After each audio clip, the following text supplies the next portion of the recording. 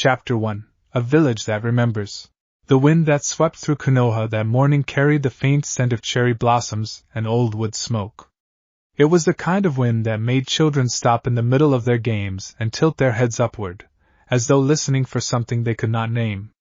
On the rooftops above the Hokage monument, where the carved faces of past leaders gazed serenely over the village, a single figure sat with his legs dangling over the edge, eyes half closed, orange jacket rippling in the breeze.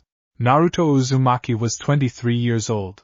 It was a number that still surprised him sometimes, the way a reflection in still water could startle a person who had forgotten they had grown. He remembered being 7, then 12, then 16.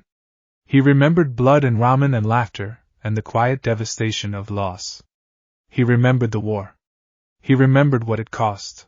But the village below him was alive. Markets buzzed.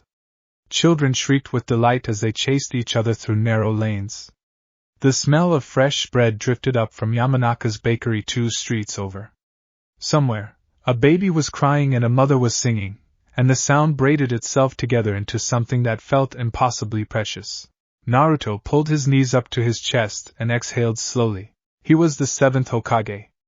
That title sat on him differently than he had imagined when he was a boy. He had pictured it as a crown, something bright and obvious. Instead it felt more like a cloak, heavy and warm, something you wore not to show others but to keep the cold away from the people around you. A shadow fell across him from behind. He did not turn around. He already knew. "You are going to wrinkle your jacket sitting like that," said the voice of Mikoto Uchiha, and there was that particular softness in it she reserved for moments when she thought no one was watching her be gentle. "I wrinkle everything," Naruto replied, and he did turn then, craning his neck up to see her standing a few paces back from the edge, arms folded, dark eyes tracing the horizon rather than looking down at the long, dizzying drop to the street below. She had always been quietly afraid of heights, though she would never, in 1,000 years, admit it. "The morning council briefing begins in 20 minutes, she said. "I know. You are sitting on a roof. I know that too." She made a small sound that was not quite a sigh and not quite a laugh. She walked to the edge, very deliberately, and sat beside him. She did not look down. She looked at the far line of the mountains, and her jaw was set in that firm, composed way she had, the way that said she was doing something that required effort and was choosing not to let the effort show. Naruto watched her from the corner of his eye. Mikoto Uchiha was not a woman who invited observation, but she tolerated his, in the way she tolerated very few things from very few people. He was not entirely sure when that had happened. Somewhere between the end of the war and the beginning of everything after it, she had decided, without fanfare or announcement, that Naruto Uzumaki was someone she did not need to perform for. He thought it was maybe the greatest gift anyone had ever given him. "The mountain air is good," he said, because silence between them was comfortable, but he liked the sound of her voice. "The mountain air," she repeated, with that dry precision she wielded like a fine blade, "is the same air that is available at street level, at a significantly safer altitude. It tastes different up here." She turned to look at him then, and there was something in her expression that lived very close to the border between amusement and exasperation, that particular combination she wore when he said something she found unreasonable but could not entirely argue against. "You are impossible," she said. "You keep showing up anyway," he pointed out. She looked away again, back toward the mountains. A small, quiet thing moved at the corner of her mouth. Not quite a smile. Just the ghost of one, passing through. 20 minutes, she said again. 19, now, he agreed, and he did not move, and she did not move, and for a little while longer the morning was just wind and the smell of spring and 2 people sitting at the edge of the world with all the time they had left between them. Chapter 2: Ramen, Records, and Yoshino's Voice. The Konoha Records Hall was located in a building that smelled permanently of old paper and ink, and the faint ghost of tea that had been brewed too many times in the small back room where the archivists spent their long, quiet hours. It was not, by any measure, a place that attracted much excitement. Yoshino Nara had worked there for 11 years. She had not planned to. She had planned, in the vague way that very competent people plan things they do not intend to do, to retire from active duty after Shikamaru had grown and the household no longer needed quite so much managing. What she had not planned was that she would discover, at 51, a genuine and consuming passion for historical genealogical research. Now she ran the records hall with the same brisk, organized efficiency she had brought to everything in her life, and she was, by the admission of everyone who worked with her, remarkable at it. She was in the middle of cross-referencing a set of pre-village founding clan documents, when she heard the front door open. She did not look up. She had learned, over years of mothering Shikamaru, to finish the sentence she was on before addressing any interruption, or she lost her place entirely. "One moment," she said. "Take your time," said a voice she recognized immediately, and she did look up then. Naruto Uzumaki stood in the doorway of the records hall with a take-out bag from Ichiraku's in one hand and a slightly guilty expression on his face, as though he had been caught doing something he should have scheduled through proper channels.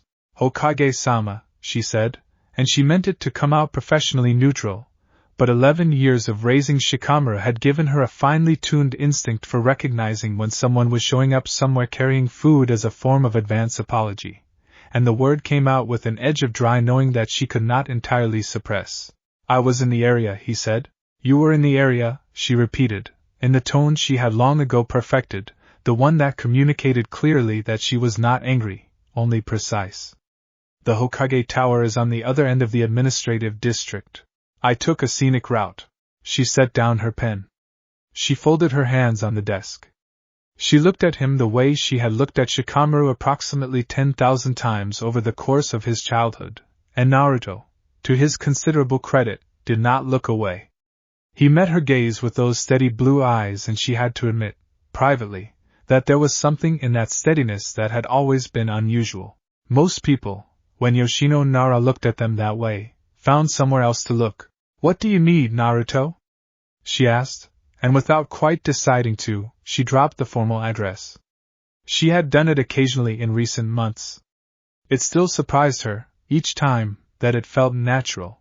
He crossed the room, set the bag on the corner of her desk that was not covered in documents, and pulled out 2 containers of miso ramen, 2 sets of chopsticks, and a small packet of pickled ginger. He set them out with the cheerful, careful precision of someone who had been bringing food to places it was not expected and learning, over time, what people liked. He had remembered the pickled ginger. She had mentioned, once, in passing, that she preferred it with miso.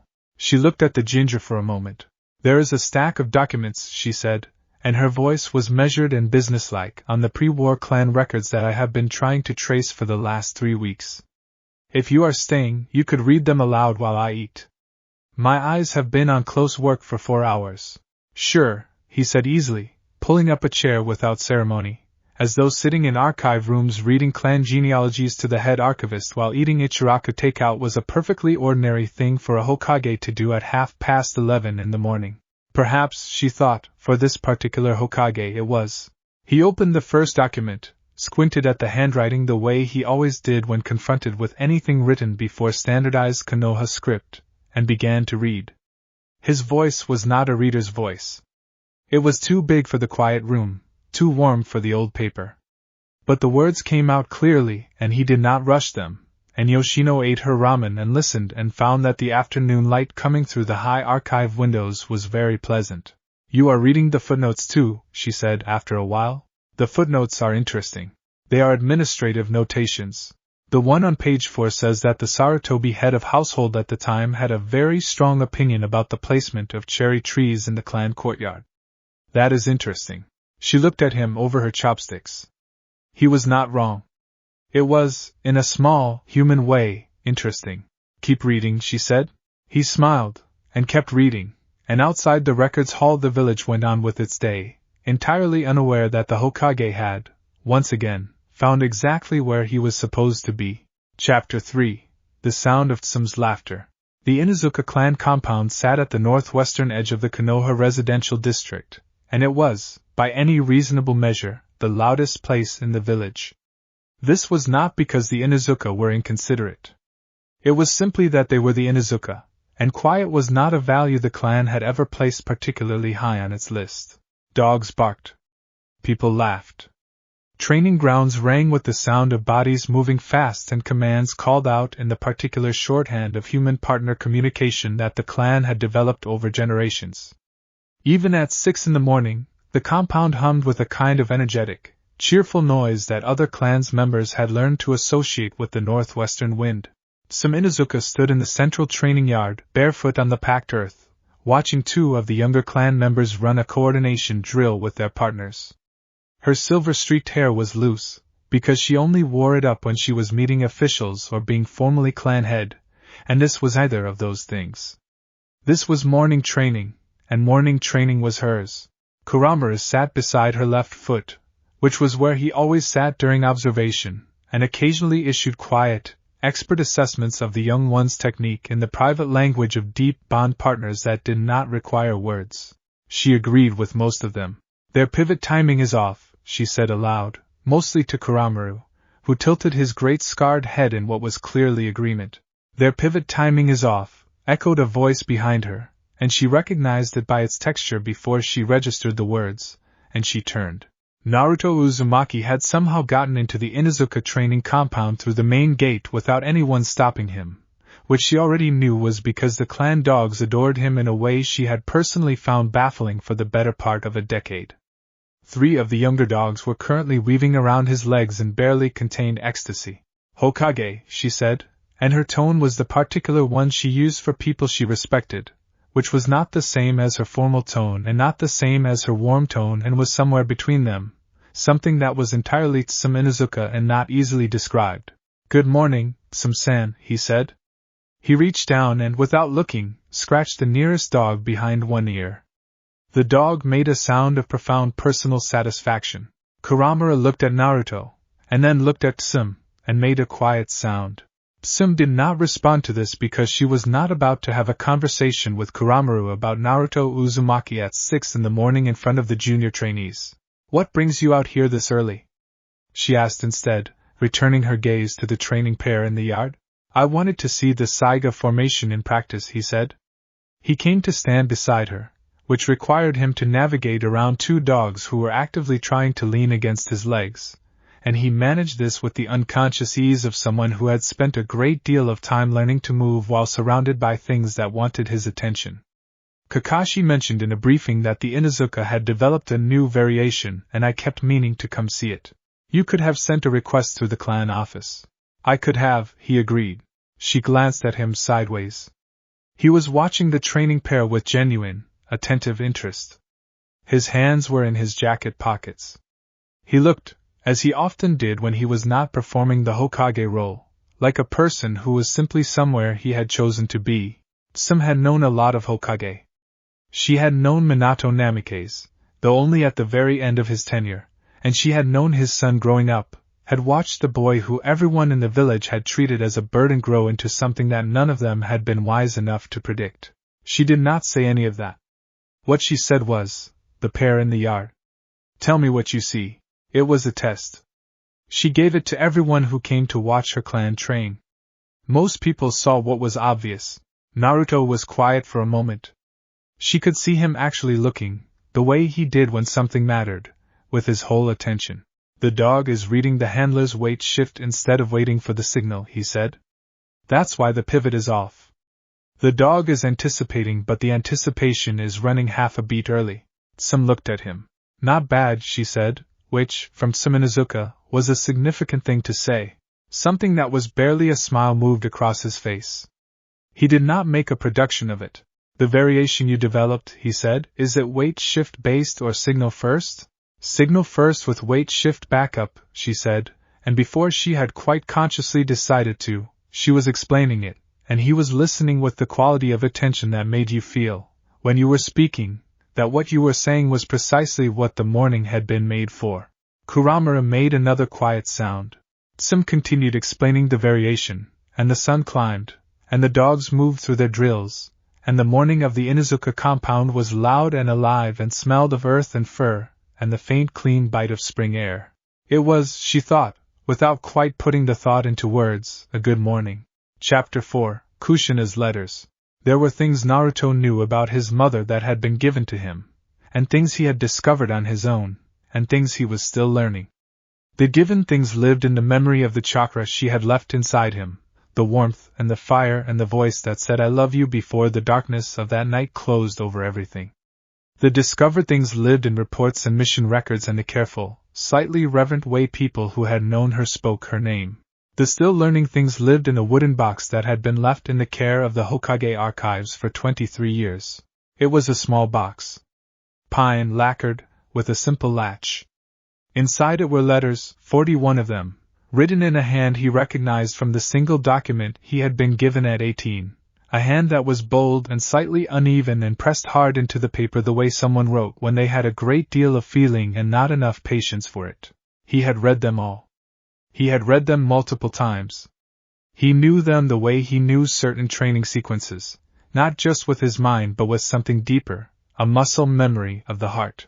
Today he was sitting on the floor of his office with the box open on his lap and letter 17 in his hand, because letter 17 was the one that had been written when his mother was 6 months along with him and had not yet decided on a name.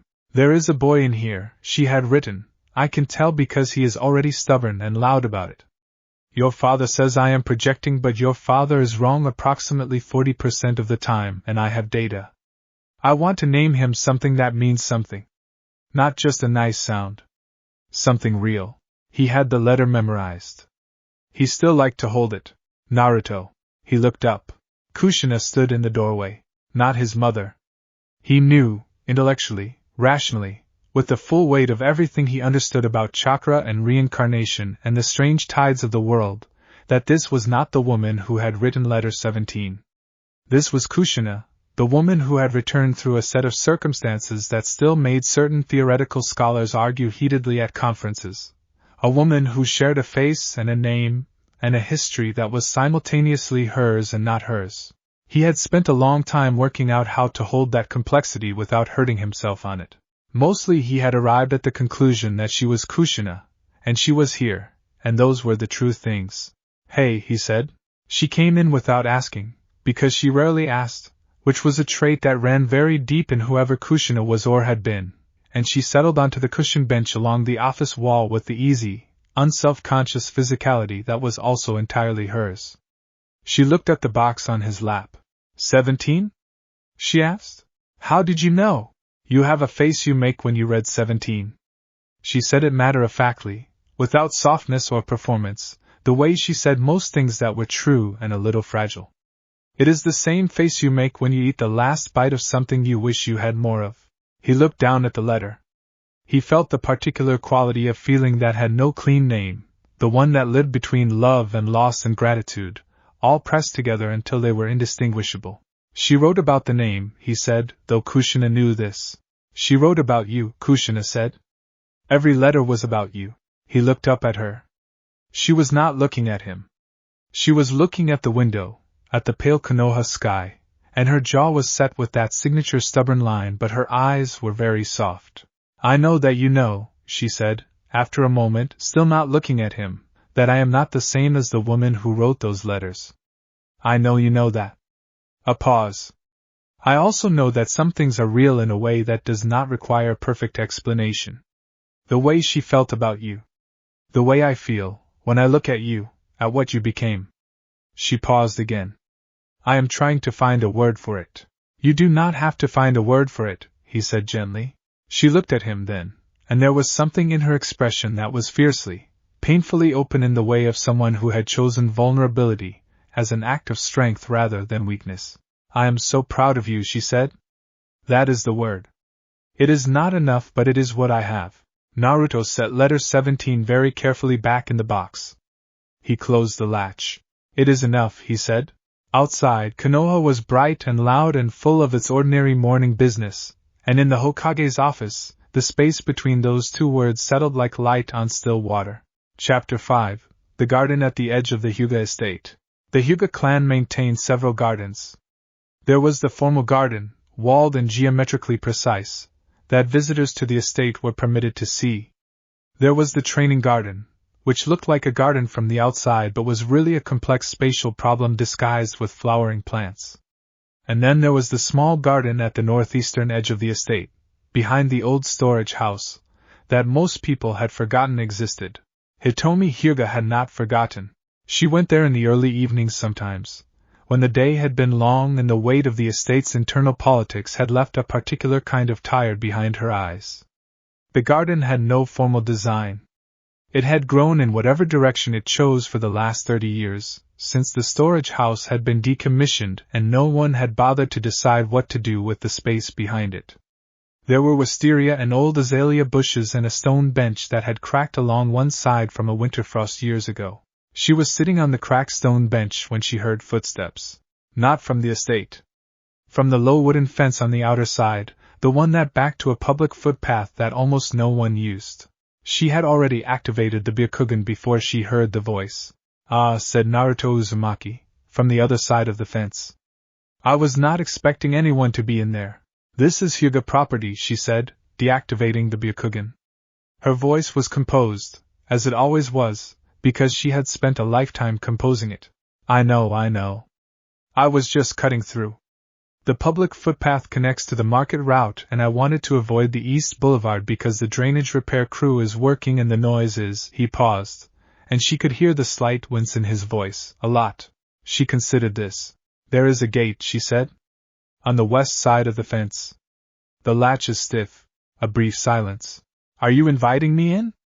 he asked, and there was a carefulness in the question that she noted, a quality of checking rather than assuming. "I am informing you that there is a gate," she said. "What you do with that information is your choice." Another brief silence. Then she heard him moving along the fence, and the sound of a latch that was, as she had said, quite stiff, and the gate opened. He was in his civilian clothes, which she had noticed he wore more often now than he had in his earlier years as Hokage. He stopped just inside the gate, looking at the garden with genuine, uncalculated interest. "This is great," he said quietly. She watched him take in the wisteria and the overgrown azaleas, and the general beautiful disorder of a garden that had been allowed to become itself. He looked, she thought, like someone who had found something he did not know he was looking for.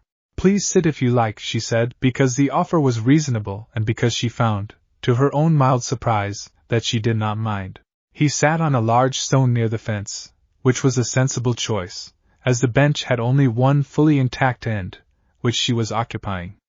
He rested his elbows on his knees, looking out at the wisteria. "I did not know this was here," he said. "Most people do not. Does it have a name?" She had not considered this before. It was simply the place she went. "No," she said. He nodded slowly. She watched the light through the wisteria move across his features, and she thought, not for the first time, that there was a quality to his stillness in unguarded moments that was completely at odds with everything most people expected of him. "Hitomi-san," he said, "may I ask you something?" "You may ask," she said. "I will decide whether to answer." A small, genuine smile crossed his face. "Fair." He was quiet for a moment, organizing. "In the clan structure, specifically in how you manage the secondary branch dynamics, there is something I read in the council reports that I did not fully understand. About the ceremonial responsibilities during the spring observances. The reports use a lot of Hyuga-specific terminology, and I would rather ask someone who knows than guess wrong and accidentally say something ignorant at the next full council meeting." She looked at him. He looked back, straightforwardly, without pretense. He had, she realized, come to the edge of the Hyuga estate on a public footpath because the market route was blocked, ended up in her hidden garden by chance, and was now asking her, directly and without embarrassment, to teach him something he did not know. Not to impress her. Not because he had planned to see her. Simply because the opportunity was here, and the need was real. It was, she thought, a very uncomplicated way to move through the world. The spring observances, she said, setting her hands in her lap, derived from the founding period of the clan, before the village alliance. The secondary branch participation is not ceremonial in the way the reports likely characterize it. She paused, organizing the explanation the way one organized something one had known so long that translating it required effort. "Let me begin at the beginning, please," he said. The wisteria moved in a light wind. The light changed slowly toward evening. Hitomi Hyuga explained, and Naruto Uzumaki listened, and the garden that had no name held both of them quietly in the blue-green shade. Chapter 6, Mito and the Afternoon Rain. Rain came to Konoha in the way it always came in spring, without particular warning, arriving in a rush of fat drops that turned the streets briefly into rivers and sent everyone scrambling for roof lines and doorways and the awnings of shops. It smelled of wet stone and green things and the particular clean honesty of weather that does not negotiate. Naruto had been crossing the civilian market district when it started and had made it approximately 8 steps before he was completely soaked, because he had, once again, failed to bring any kind of rain protection, which was a recurring oversight that Shikamaru periodically added to the running list of things the Hokage needed to be reminded about. He ducked under the nearest awning. The nearest awning, as it happened, belonged to a small ceramic studio that he had never noticed before, tucked between a tea shop and a fabric merchant, the kind of place that looked like it had been there for 100 years and expected to be there for 100 more. The woman already under the awning turned at the sound of his arrival, and he recognized her as Mito Uzumaki. Not his ancestor, not exactly, but a woman who carried the name and a portion of the lineage, one of the remarkable chain of people who had come to Konoha through various extraordinary circumstances in the years since the war's end and who had, with characteristic Uzumaki stubbornness, simply decided to stay. She was small and precise, with hair the vivid red that announced Uzumaki blood to anyone who knew what to look for, worn today in a practical knot at the back of her neck. She had a paper bag held against her chest and was looking at the rain with an expression of calm, unhurried evaluation. "Hokage-sama," she said. "Mito-san," he said, pushing wet hair out of his eyes. "Good afternoon." "It is becoming one," she said, looking out at the downpour, and the slight, dry precision in the words was very Uzumaki. He had noticed, over the years, that Uzumaki humor tended toward that register, dry and affectionate and slightly oblique, as though the family had a collective understanding that the world was a very funny place if you held it at the right angle. "Do you live nearby?" he asked. 3 streets over. "I was picking up glazed tiles for the house." She glanced at the paper bag. "They may not survive this. Can I see?" She looked at him, seemed to make an assessment of some kind, and opened the top of the bag. Inside, carefully wrapped in cloth, were 4 small ceramic tiles, each one painted in the style of Uzushio's old decorative tradition, the patterns that had almost been lost with the destruction of the Whirlpool village and had been painstakingly reconstructed from descriptions and fragments. Naruto looked at them for a moment without speaking. "They are for the entryway," Mito said, watching him. "They are beautiful," he said, and he meant it completely and without performance, the way he meant most things. Something shifted very slightly in her expression. "Not much. Just enough. The studio owner has been researching the original techniques for 4 years," she said.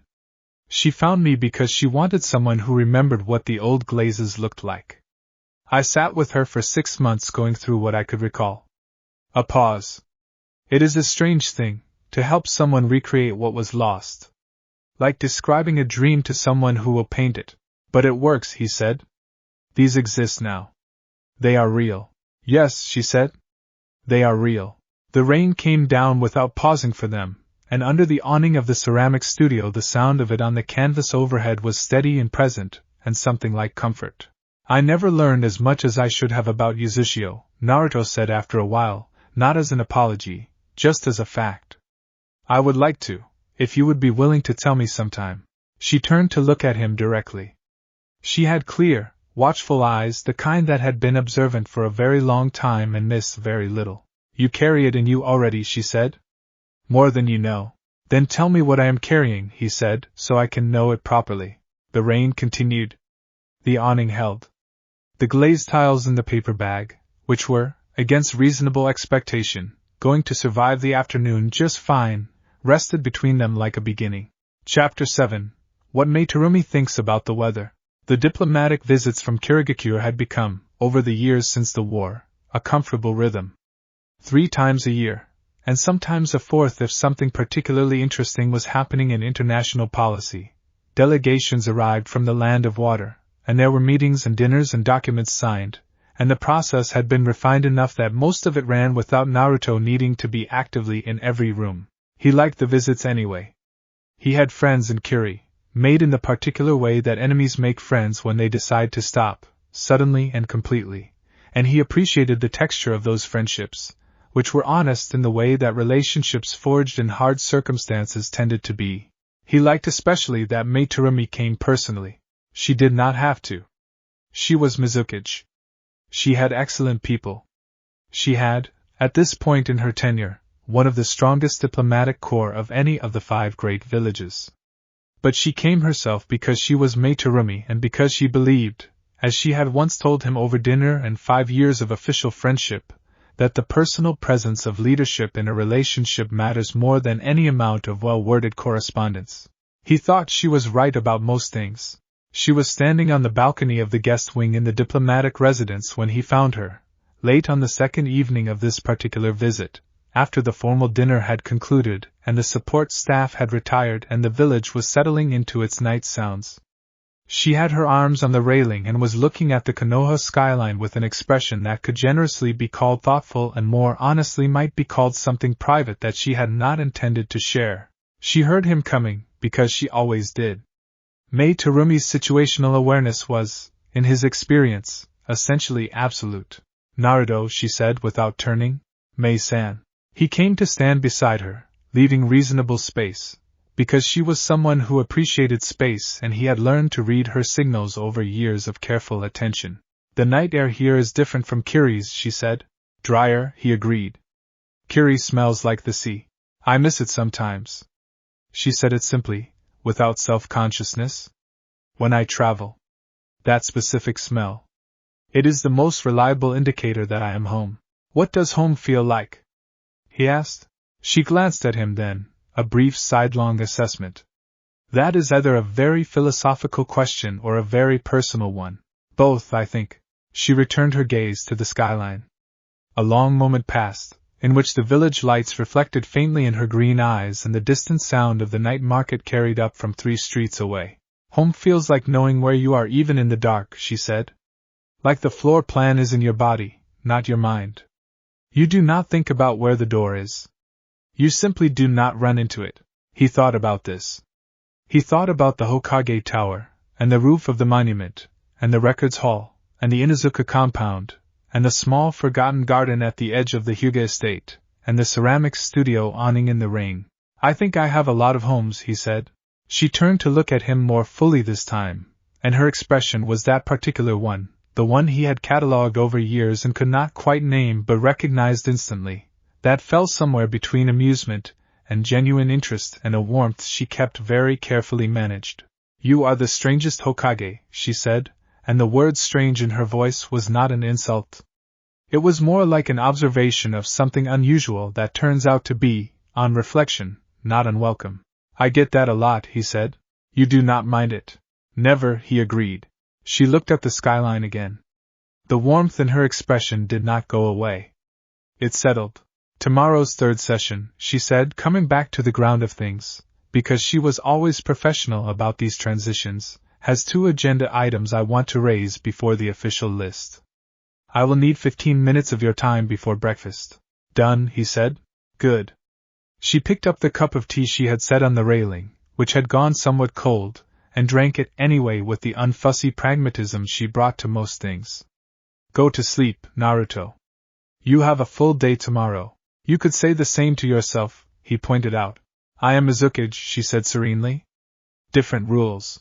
He laughed, quietly, so as not to carry it too far into the night, and she tilted her chin slightly, which was the closest she came to laughing without actually doing it, and the Konoha night spread out around them both, wide and lit and quietly generous.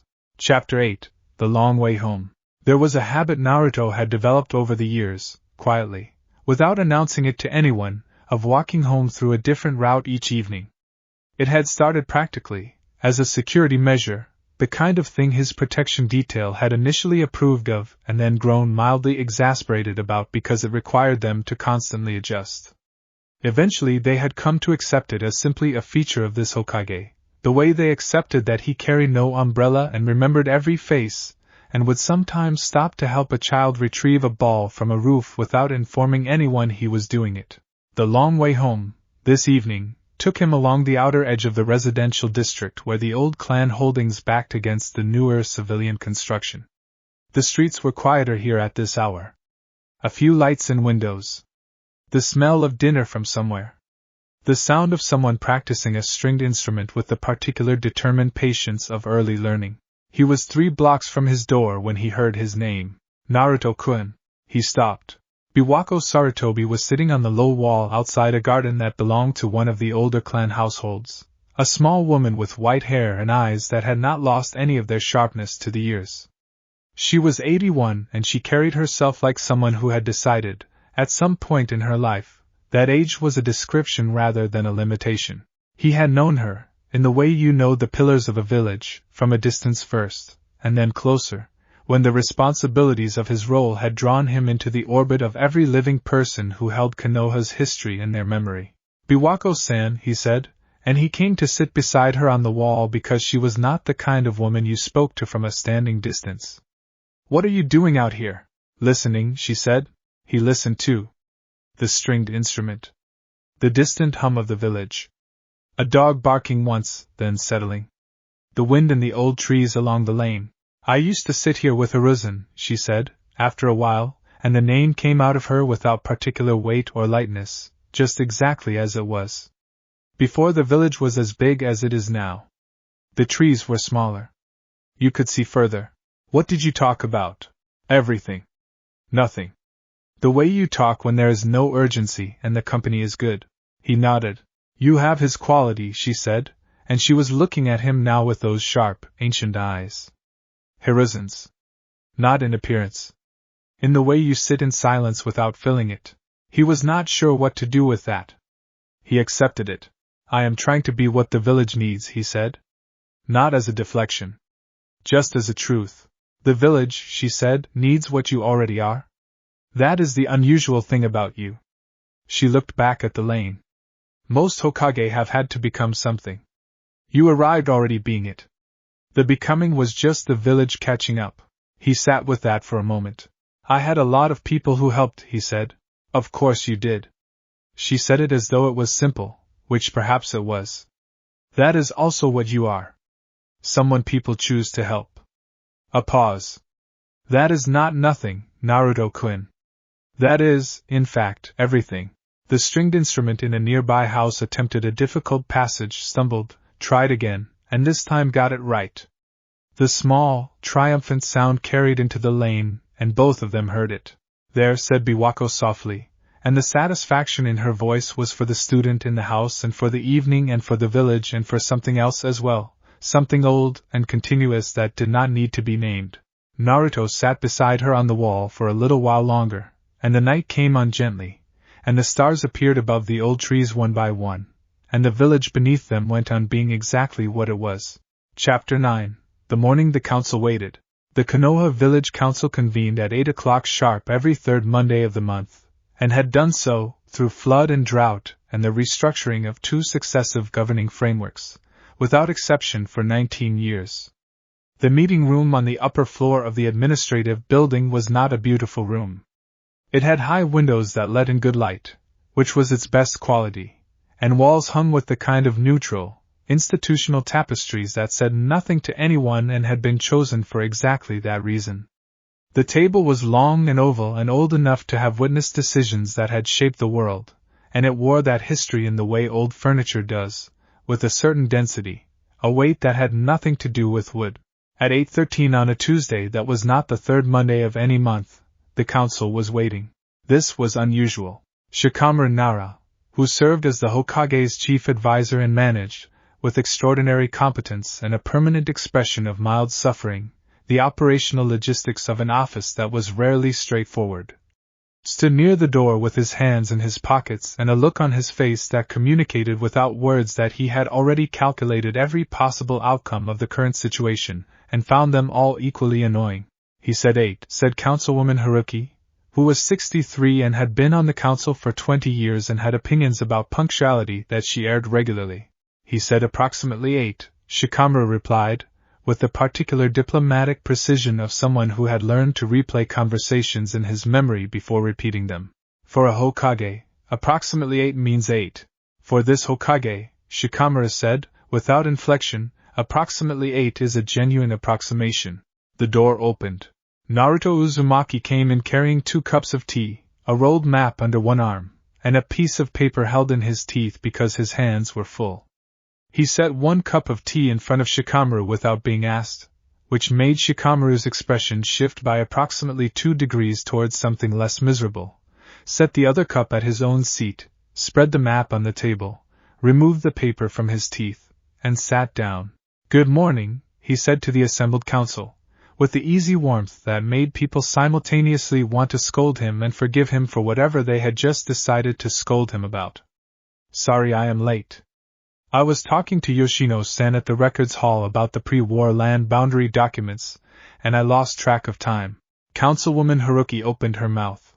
"The land boundary documents," said Councilman Daisuke, who was the representative for the civilian merchant district and was a pragmatic man who cared about outcomes rather than process, "are exactly what is on today's agenda for item 3.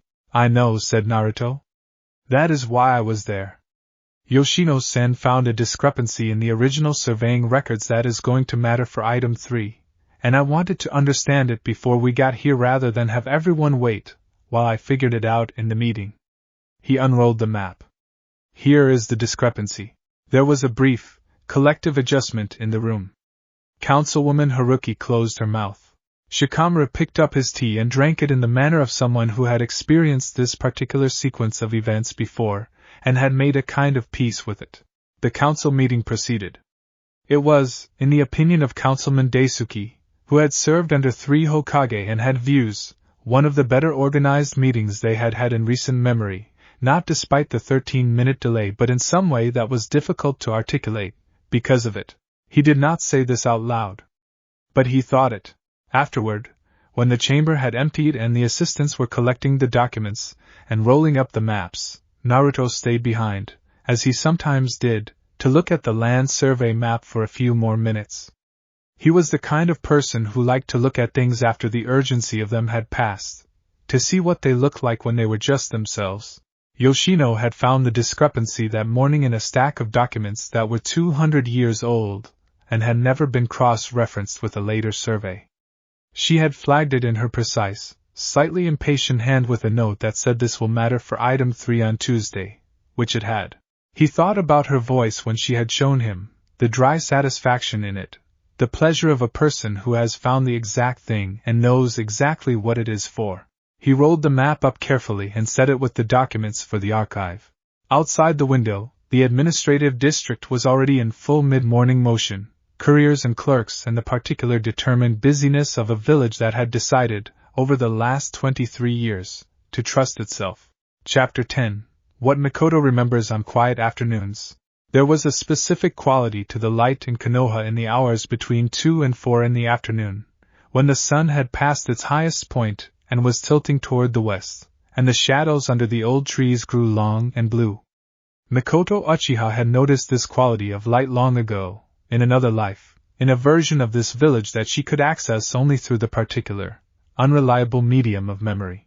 Memory was complicated when you had died and returned. She did not dwell on this constantly.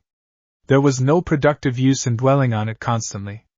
She had made her reckoning with the strange fact of her existence in the methodical, private way she made her reckonings with most difficult things, turning the problem in her mind until she understood its edges, then setting it in a place where it was present but not consuming. She was, as she had always been, a practical woman. She sat now in the small common room of the house she had been given in the residential district near the eastern wall. It was a good house. 3 rooms, a garden that needed work, windows that faced the afternoon light she had always liked. She had been given it, and had accepted it, and had set about making it, in the quiet persistent way she did things, into a place that felt true. She was drinking tea and reading a history of Konoha's early administrative period that was dry enough to qualify as a sleep aid but contained, buried in the footnotes, occasional fragments of genuine insight that made the reading worthwhile. She heard the gate. She did not look up immediately. The gate opened several times a day. The neighbor's child cut through her garden path with parental permission. The vegetable vendor left orders on the step on Wednesdays. She had learned the sounds. This was a different sound. Lighter on the latch. More careful. She set down her book. Naruto Uzumaki was standing in the doorway of the common room, having apparently come through the garden rather than the front door, which was either an oversight or a choice she had not yet characterized. He had a small paper bag in one hand and a look on his face that was trying to be casual, and was not entirely succeeding. The front door was open, he said. I leave it open in the afternoon, she agreed. For the light. She observed him.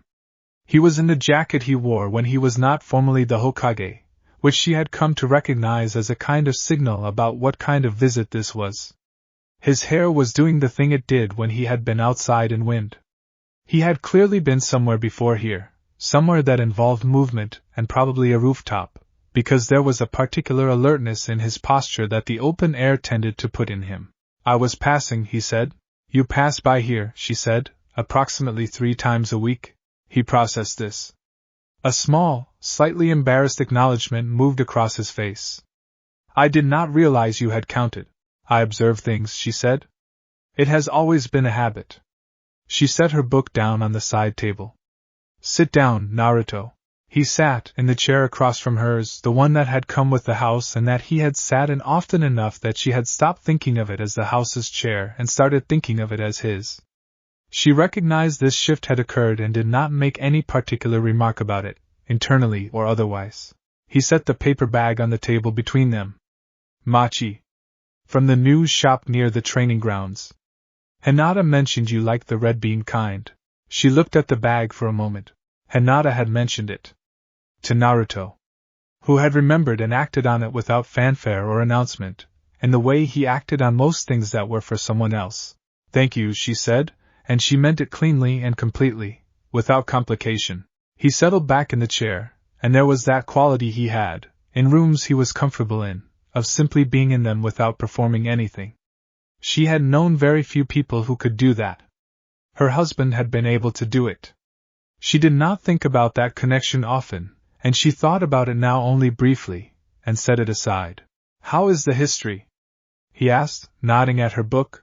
The administrative history of the first Hokage period is not intrinsically fascinating, she said. But the footnotes contain records of daily life that are. There is a reference on page 212 to a disagreement between 2 founding clan representatives about the water rights to a specific canal that reads like a very polite but genuinely furious argument conducted entirely in formal language. He leaned forward.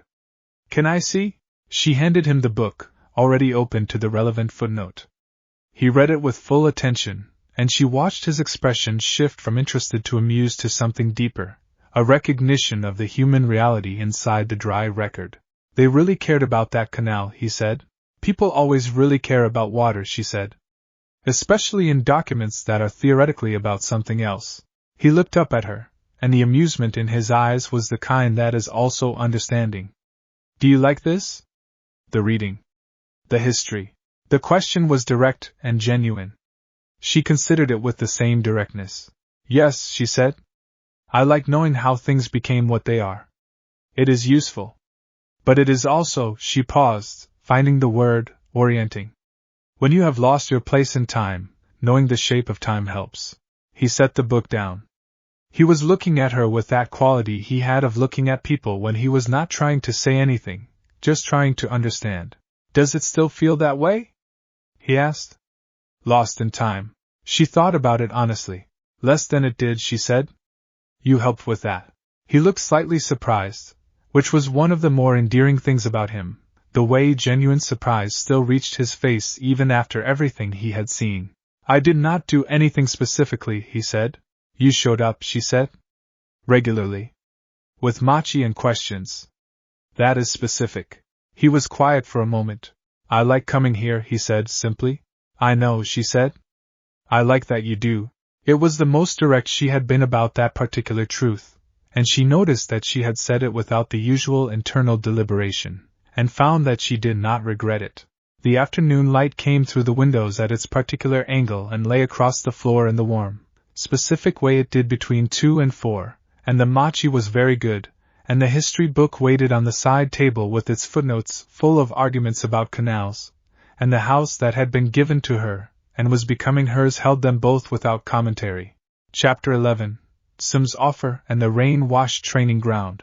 The Inuzuka training grounds after rain were a different environment entirely from the Inuzuka training grounds in dry weather. The earth became dense and dark. The smell was extraordinary, the layered richness of wet soil and grass and dog, and the specific mineral note that old training grounds accumulate over generations of use. The footing was unpredictable in ways that were useful for training and occasionally theatrical for anyone who was not paying close enough attention. Naruto had been paying close enough attention for most of the morning. He was sparring with 2 of the mid-level Inuzuka trainees, which he had offered to do because he was in the area and because sparring with Inuzuka required a specific kind of adaptive attention that he found he enjoyed, the constant recalculation required when your opponent could split their awareness across multiple moving partners.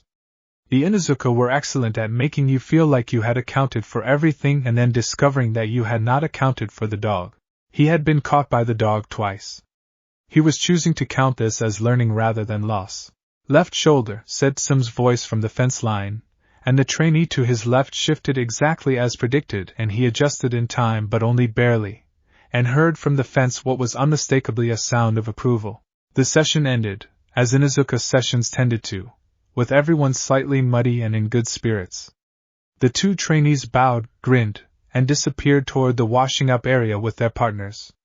Naruto stood in the middle of the training ground, breathing hard, hands on his knees, looking at the impressions in the wet earth. Sim came through the gate. She moved with the characteristic Inuzuka physical ease, weight balanced, nothing wasted, Kuramaru at her side in their habitual configuration. She was carrying 2 towels.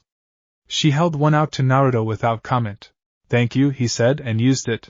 She stood looking at the training ground with the proprietary, assessing gaze of someone who had spent decades reading that particular piece of earth. "You have gotten better at reading Inuzuka's stance," she said. "I have been watching more sessions."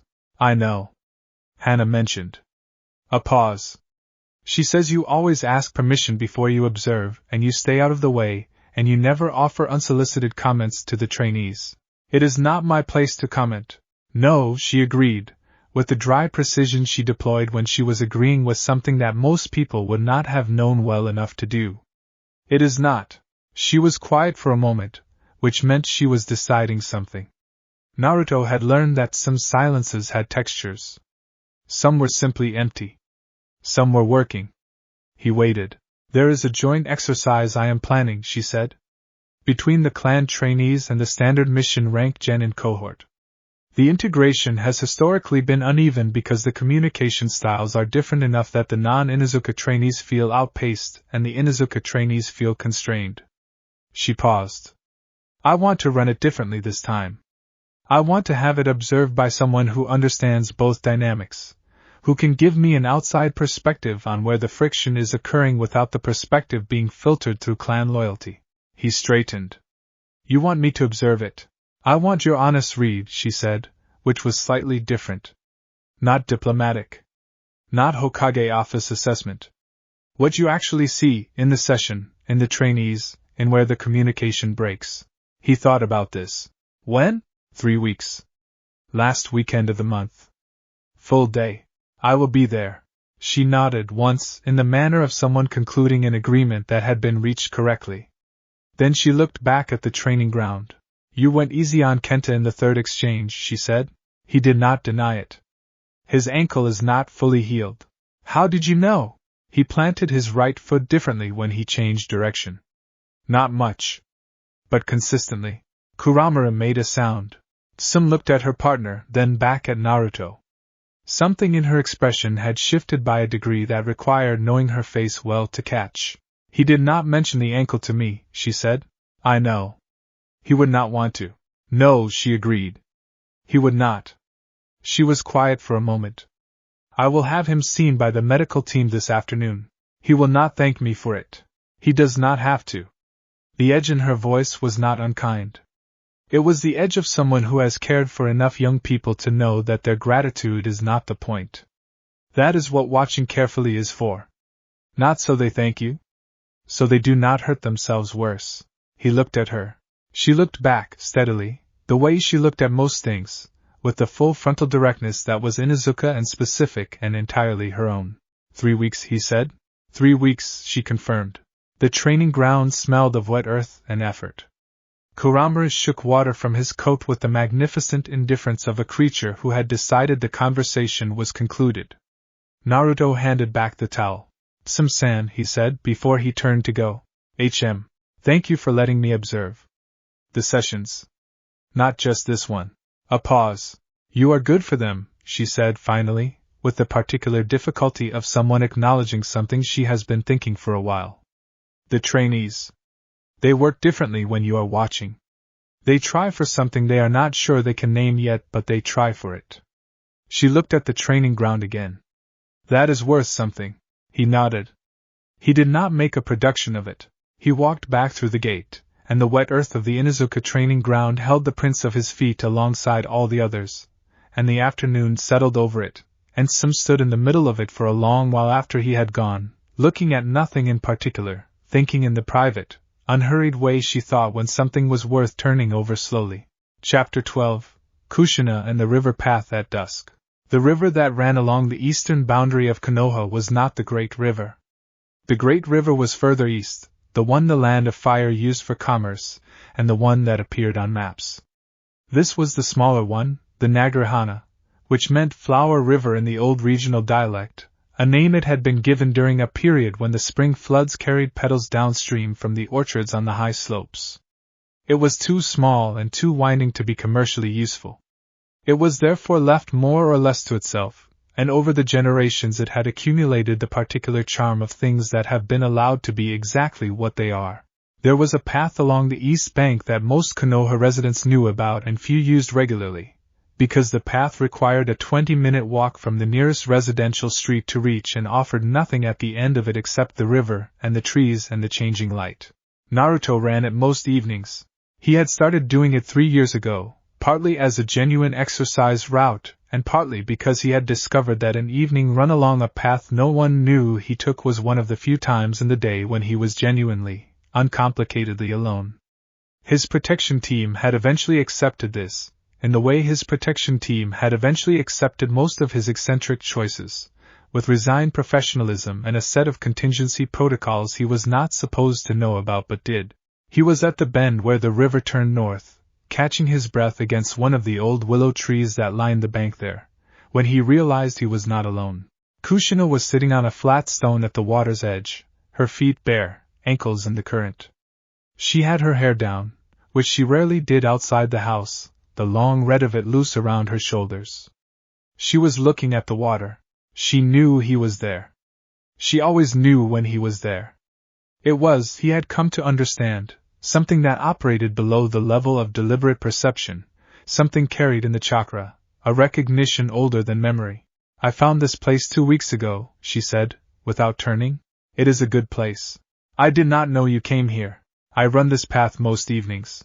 She was quiet for a moment. He came to the bank and sat on a root, not too close, giving her the space that felt right. The river made its particular sound, low and continuous, the sound of water that has been moving over the same stones for a very long time. "The water is cold," she said. "It comes from the high slopes. Snow melt for most of the year. I like it." She moved her feet slightly in the current. In Uzushio, the water was always moving too. Different kind of moving. The sea moves because it wants to. Rivers move because they have to. A pause. "I find that comforting, I think. That the river has to? That it does anyway. That something can be compelled toward a direction and still make something beautiful on the way." He sat with that. The light was going from gold to amber to the first hints of blue, the particular Konoha dusk that came on slowly, and then all at once. The willows moved in the mild evening wind. A heron stood motionless in the shallows 20 meters upstream, doing the thing herons did, which looked like patience but was really a kind of compressed intention. "I have been thinking about something," Kushina said, and her voice had the texture it got when she had been carrying a thought for a while and had decided it was time to let it out. "About what I am here. What I am doing. What the point of it is. And I have not arrived at a comfortable conclusion." She finally turned to look at him, and her face in the dusk light was very clear, the strong lines of it, the eyes that were vivid even in low light. "You have. Have I? You are comfortable with what you are and what you are doing. I can see it." Not all the time, but as a baseline. You know where your feet are. He thought about this honestly. It took a long time. I know. And I had help. From who? He looked at the river. Everyone. Irika-sensei first. Then Team 7. Then the war. Then the rebuilding. Then being Hokage, which sounds like a strange thing to list as help, but it was, because it gave me something to organize myself around. He paused. And I had your letters. She did not say anything for a moment. I wrote those letters to a child who would never read them, she said, eventually. I know. But I read them. Does it feel strange? That the letters were not written for you, specifically. For the you that exists now. He thought about it with genuine care. They were written for me, he said. The me she could imagine. The me she hoped for. I think I am closer to that than either of us expected.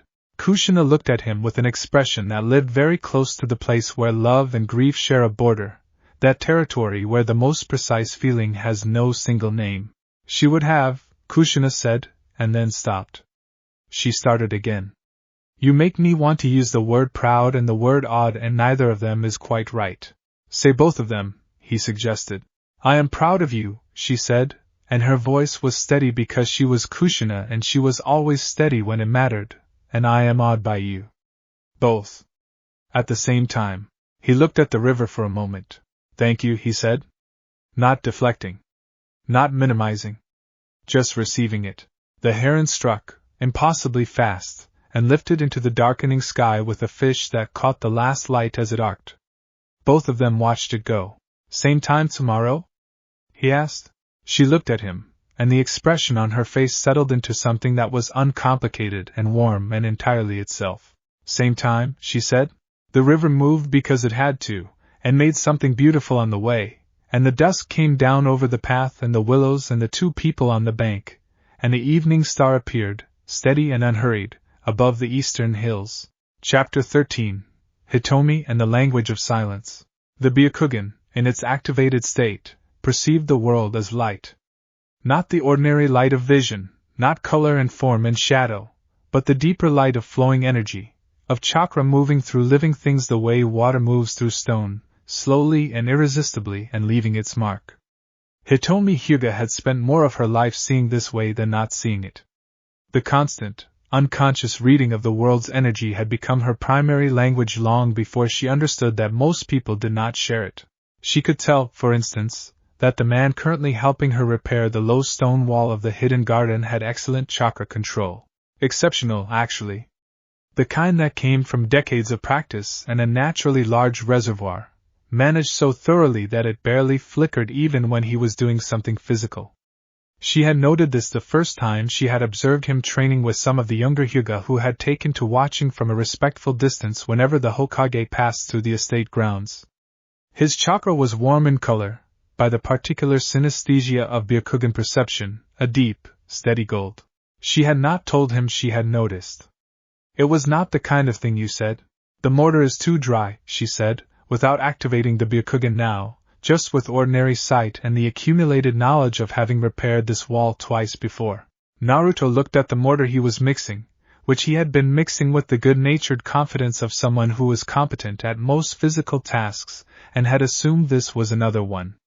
How much water? A little more. Slowly. She demonstrated with her hands in the air, the particular motion. You want it to move like heavy cream. Not water. Not paste. He adjusted. He tried again. Like this? She looked. Better. Now let it rest for 3 minutes before you use it. He sat back on his heels and looked at the wall section they were repairing. It was the part that had been cracked by the frost 2 winters ago, and she had been meaning to repair it for some time and had not gotten to it, and he had noticed on his last visit that it was getting worse and had offered, simply and without making it a gesture, to help. They had been at it for an hour. It was not something she had anticipated doing with the Hokage. She had anticipated, before she had come to know him with any specificity, the kind of interaction that Hokage generally had with the Hyuga clan, formal and at a distance, conducted through the correct channels and appropriate intermediaries. She had not anticipated a man who showed up in her forgotten garden asking about spring observance terminology, and came back 3 weeks later with a quiet request to walk through the garden again because he had been thinking about the wisteria and wanted to see it at a different time of day. She had not anticipated him noticing the wall. The east corner is going to need a different approach, she said, studying the crack pattern. The stone there has shifted laterally, not just settled. If we just remortar over the existing position, it will crack again within a season. He came to look at the corner. He looked at it carefully, with the attentive seriousness he brought to things that deserved it. The ground under it? The root system from the wisteria has extended further than I realized. It has been pushing from below, so we need to reset the stones, not just fill the joint. Yes. He looked at the corner for another moment, then at her. Do you want to do that now or come back to it? It was a genuine question. He was asking what she wanted, not proposing what was easiest or most efficient. She noticed this the way she noticed most things, clearly and without comment. Come back to it, she said. It is a larger job and I want to plan it properly. All right. He returned to the mortar, tested its consistency, found it right, and began laying it into the crack section with the careful precision of someone who respects the work even when the work is not dramatic. They worked in silence for a time. It was not the silence of people who have nothing to say. It was the silence of people who have established that silence between them is acceptable, that it requires no filling, that it means nothing has gone wrong. Hitomi had lived her life in the Hyuga clan, where silence was often performative, a demonstration of composure rather than an expression of ease. This was different. You are thinking, he said after a while. He said it without looking up from the wall. I am always thinking, more specifically than usual. She considered whether to address this. She concluded she would. I was thinking about perception, she said. About how different people's primary languages are. Not spoken languages. The way they read the world. He set down the trowel and looked at her with full attention. He was very good at full attention. What is yours? He asked. She thought about how to answer this honestly. Energy, she said. I read energy before I read form. Before I read expression. Before I read words. A pause. It means I often know something about a person before I know it.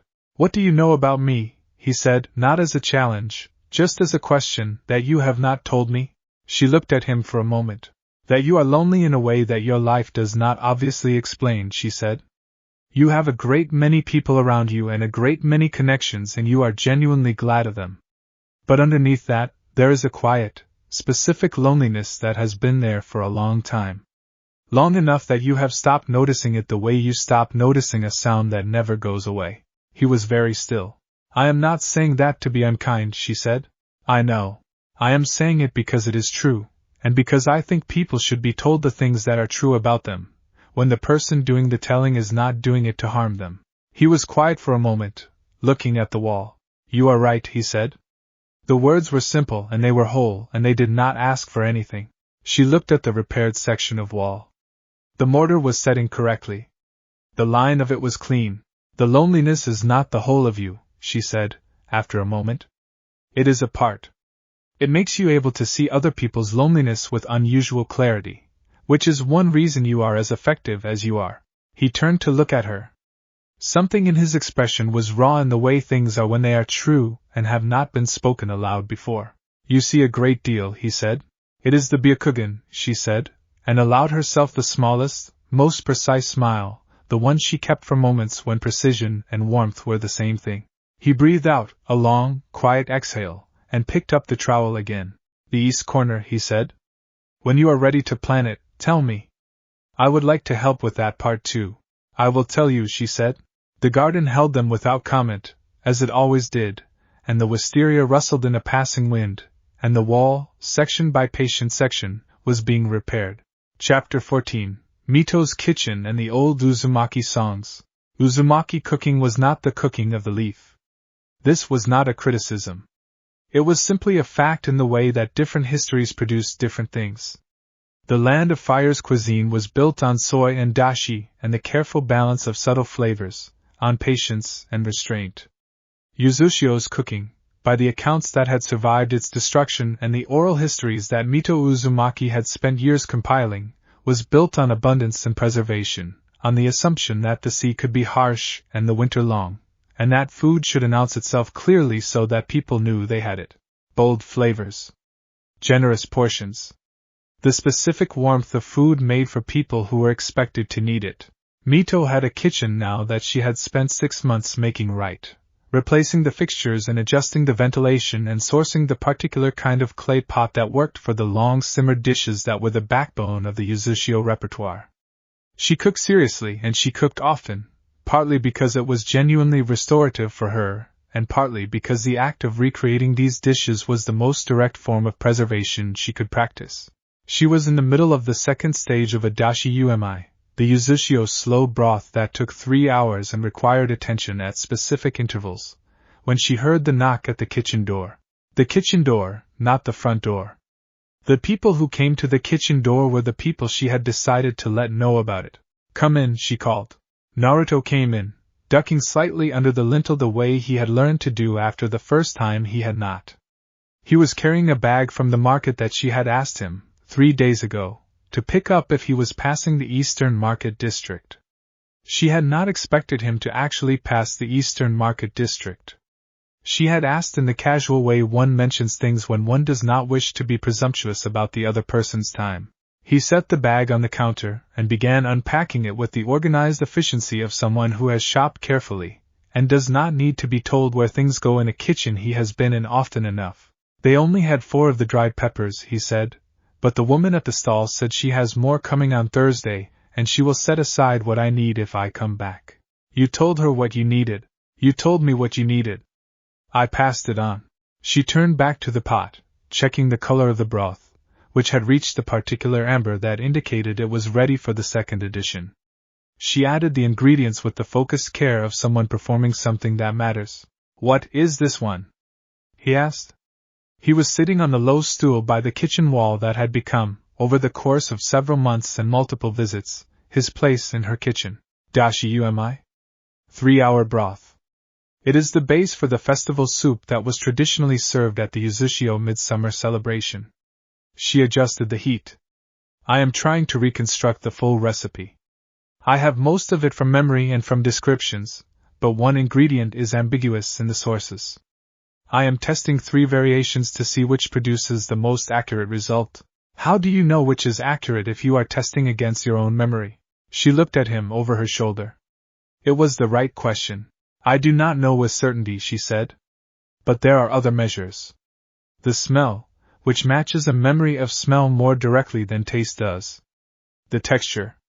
The way it feels in the body after eating it, which is a real thing that has nothing to do with sentiment."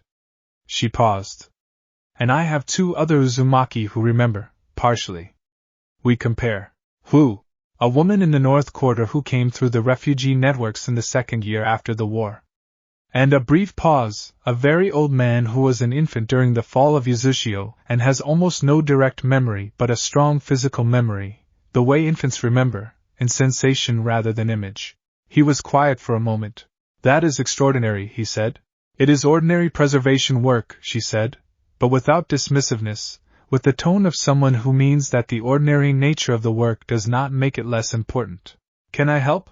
She considered this. "You can stir the broth at the interval. 15 minutes. 12 turns clockwise, then rest. The rhythm matters." 12 turns clockwise, he confirmed.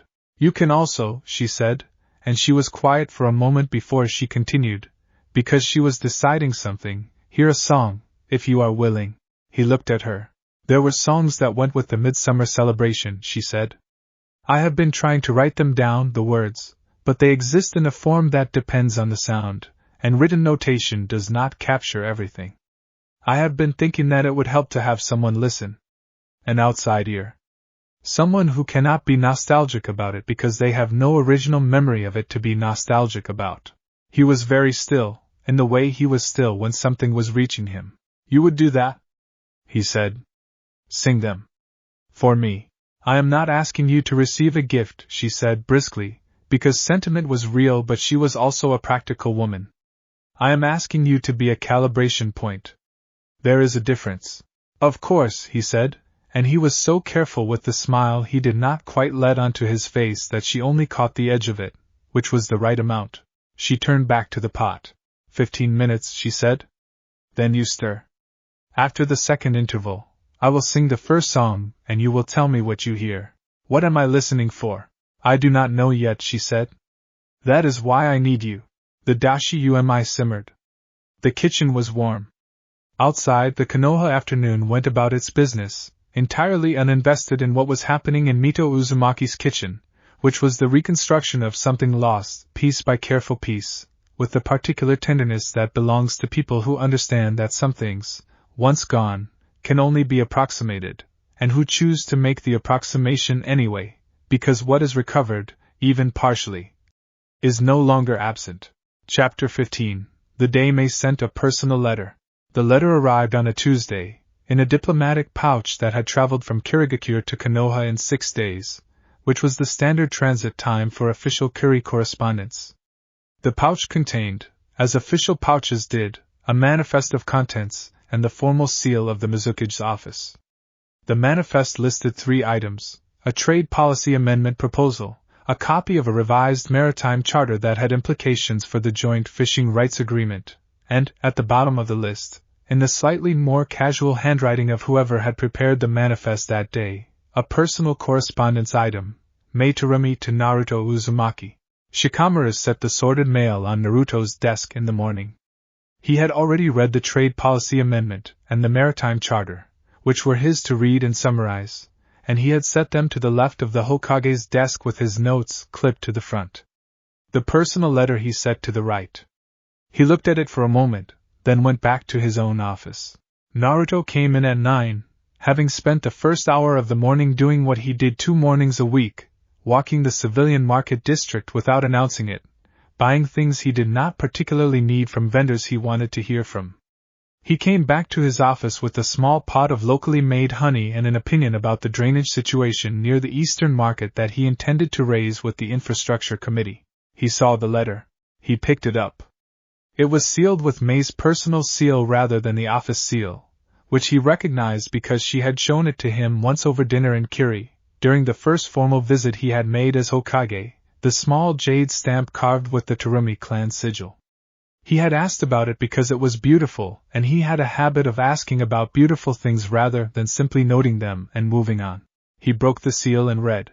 The letter was 3 pages in May's handwriting, which was elegant and slightly compressed, the handwriting of someone who had learned formal calligraphy and then spent decades writing quickly and had arrived at a hybrid that retained the elegance in the individual characters while dispensing with the formal spacing. The first page was about the Maritime Charter, her actual thinking about it rather than the official position, the concerns she had that did not appear in the formal document because they were not ready to be formal yet. She trusted him with the informal version. She always had, and he had always been careful with it. The second page was about Kirigakure, about a set of internal reforms she was navigating, about the specific difficulty of changing a culture that had been shaped by fear into one that understood it did not need to be afraid anymore. She wrote about this with the particular honesty of someone who has been working on a problem for years and has moved past the performance of certainty into something realer and harder. The third page was shorter. It said, I have been thinking about our conversation on the balcony during the spring visit. About what you said regarding having many homes. I have been thinking about it because I recognized something in it that I had not articulated to myself, which is that I have been treating Kuri as the only possible site of home, which is an efficient way to think but may not be the most accurate one. I do not know yet what I mean by this or what I intend to do with it. I am telling you because you are someone I think about things with, even when I am not with you, which is its own kind of thing. I hope you are well. I hope the Konoha spring is as unreasonably beautiful as it was last year when I was there for the trade summit, and could not stop noticing the cherry trees. May. He read it twice. He sat at his desk for a moment with the letter in his hands, looking at his office, at the morning light coming through the windows, at the pot of local honey sitting on the corner of his desk next to the sorted correspondence. He got out paper and his pen, the one he used for personal correspondence rather than official documents, the one with the slightly broader nib that his handwriting suited better. He wrote back. He wrote about the Maritime Charter, his honest thoughts, the ones he had not yet committed to any formal position. He wrote about the infrastructure situation he had noticed that morning in the market, because it was the kind of detail she found interesting in his letters, the texture of how a village actually worked rather than how it appeared in reports. He wrote about something Biwako had said to him on the lane wall, because he had been thinking about it, and she was someone he thought about things with. And then, at the end, he wrote, "The cherry trees are happening again. I will send you a branch if I can figure out how to keep it fresh in transit, which I realize is logistically impractical, but I am willing to attempt it on the grounds that impractical things are sometimes worth attempting. Thank you for the letter. Write again when you have figured out what you mean. I find I am interested in knowing." He sealed it with his personal seal, which was a small carved thing Konoha had given him when he became Hokage and which had the village symbol and a small, slightly asymmetric spiral in the corner that had been his own addition, Uzumaki, the seal maker had said when she saw it, looking at him with a kind of careful warmth, and he had said yes, and she had nodded and added it without further comment. He walked the letter to the diplomatic mail station himself, because it was on the way to the infrastructure meeting and because some things felt like they should be carried personally at least part of the way. The morning was bright.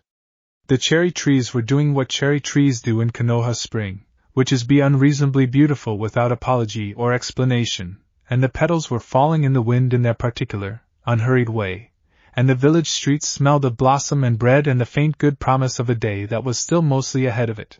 Chapter 16. Yoshino and the night the records spoke. The records hall was not, as a rule, a place that anyone stayed in past closing time. The archivist staff was efficient and professional, and they kept their hours. At 5:30 the documents were secured, the cataloging systems were closed, the tea things were washed, and by 5:45 the building was locked and the only lights left on were the small ones maintained for climate preservation. Yoshino Nara was aware of this protocol because she had written it. She was also, at 7:15 on a Wednesday evening, sitting in the back room of the records hall with 4 oil lamps and a stack of documents that she had been unable to leave alone. The documents in question were a set of personnel records from the period immediately before the first Hokage's death, records that covered the administrative transition between governance structures.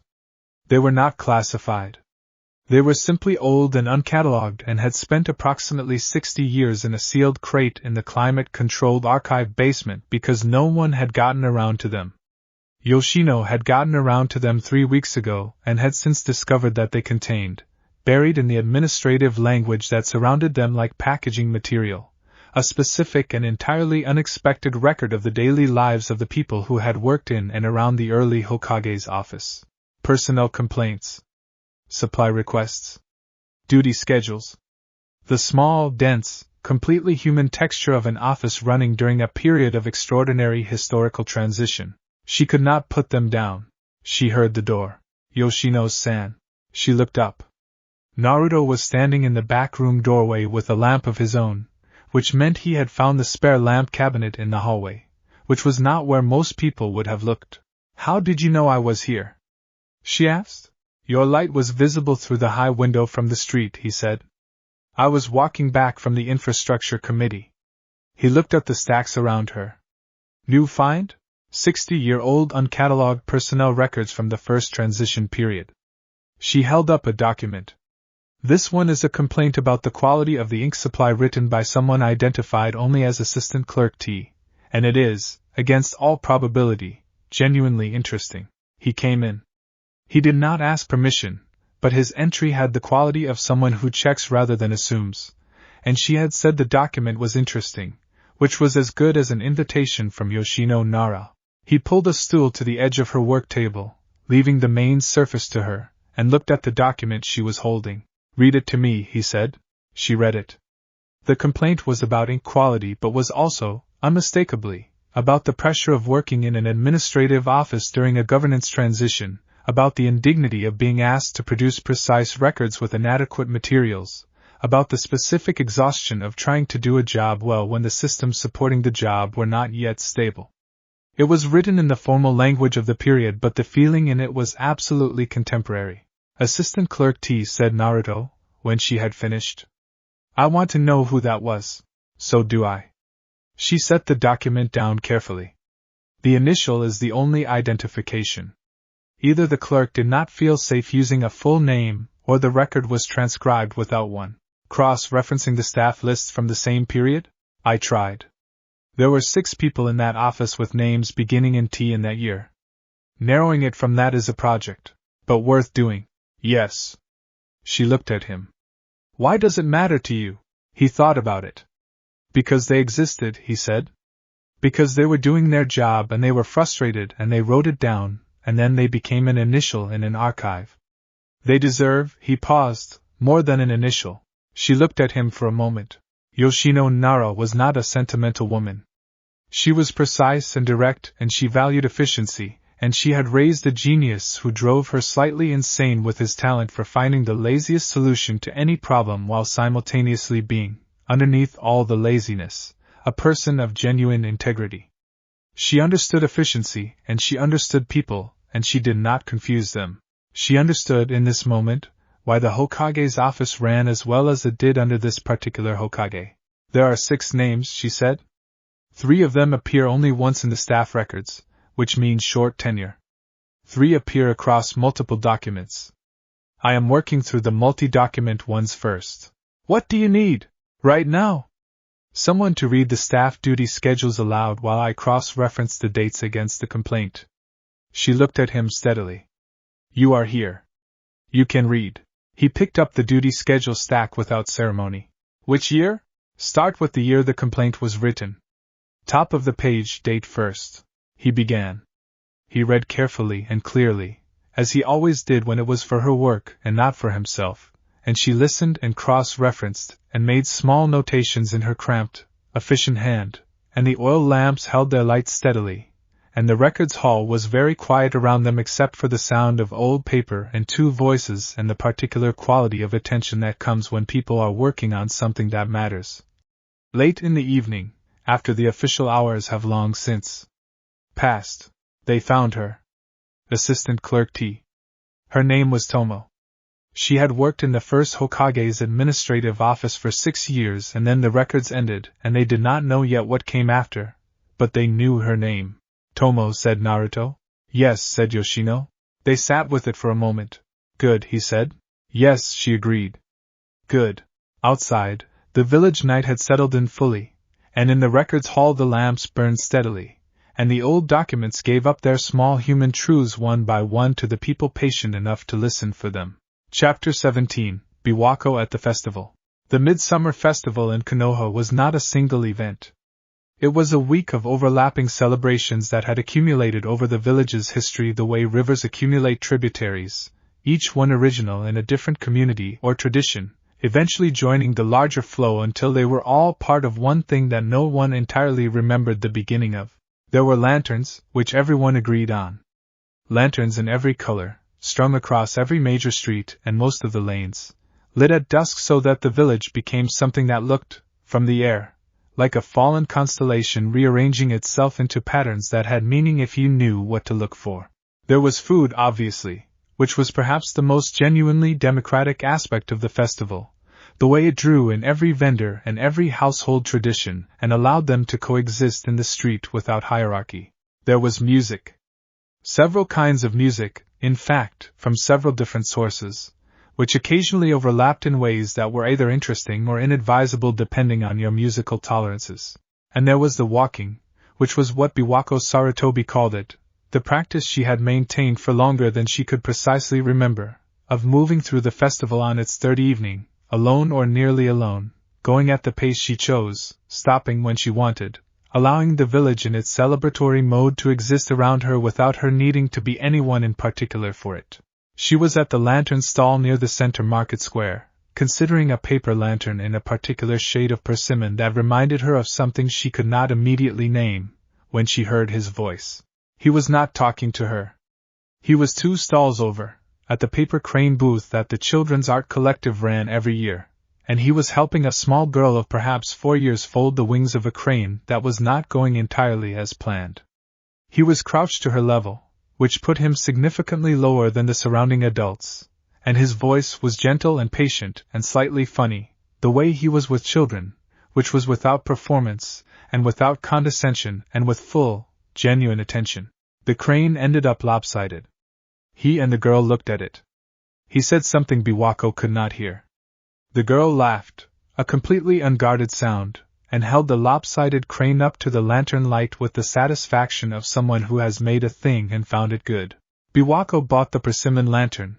He found her a few minutes later, in the way he found people at the festival, which was not by looking for them specifically but by moving through it in the same attentive way and discovering that the same attention that let him receive the village also showed him the people in it.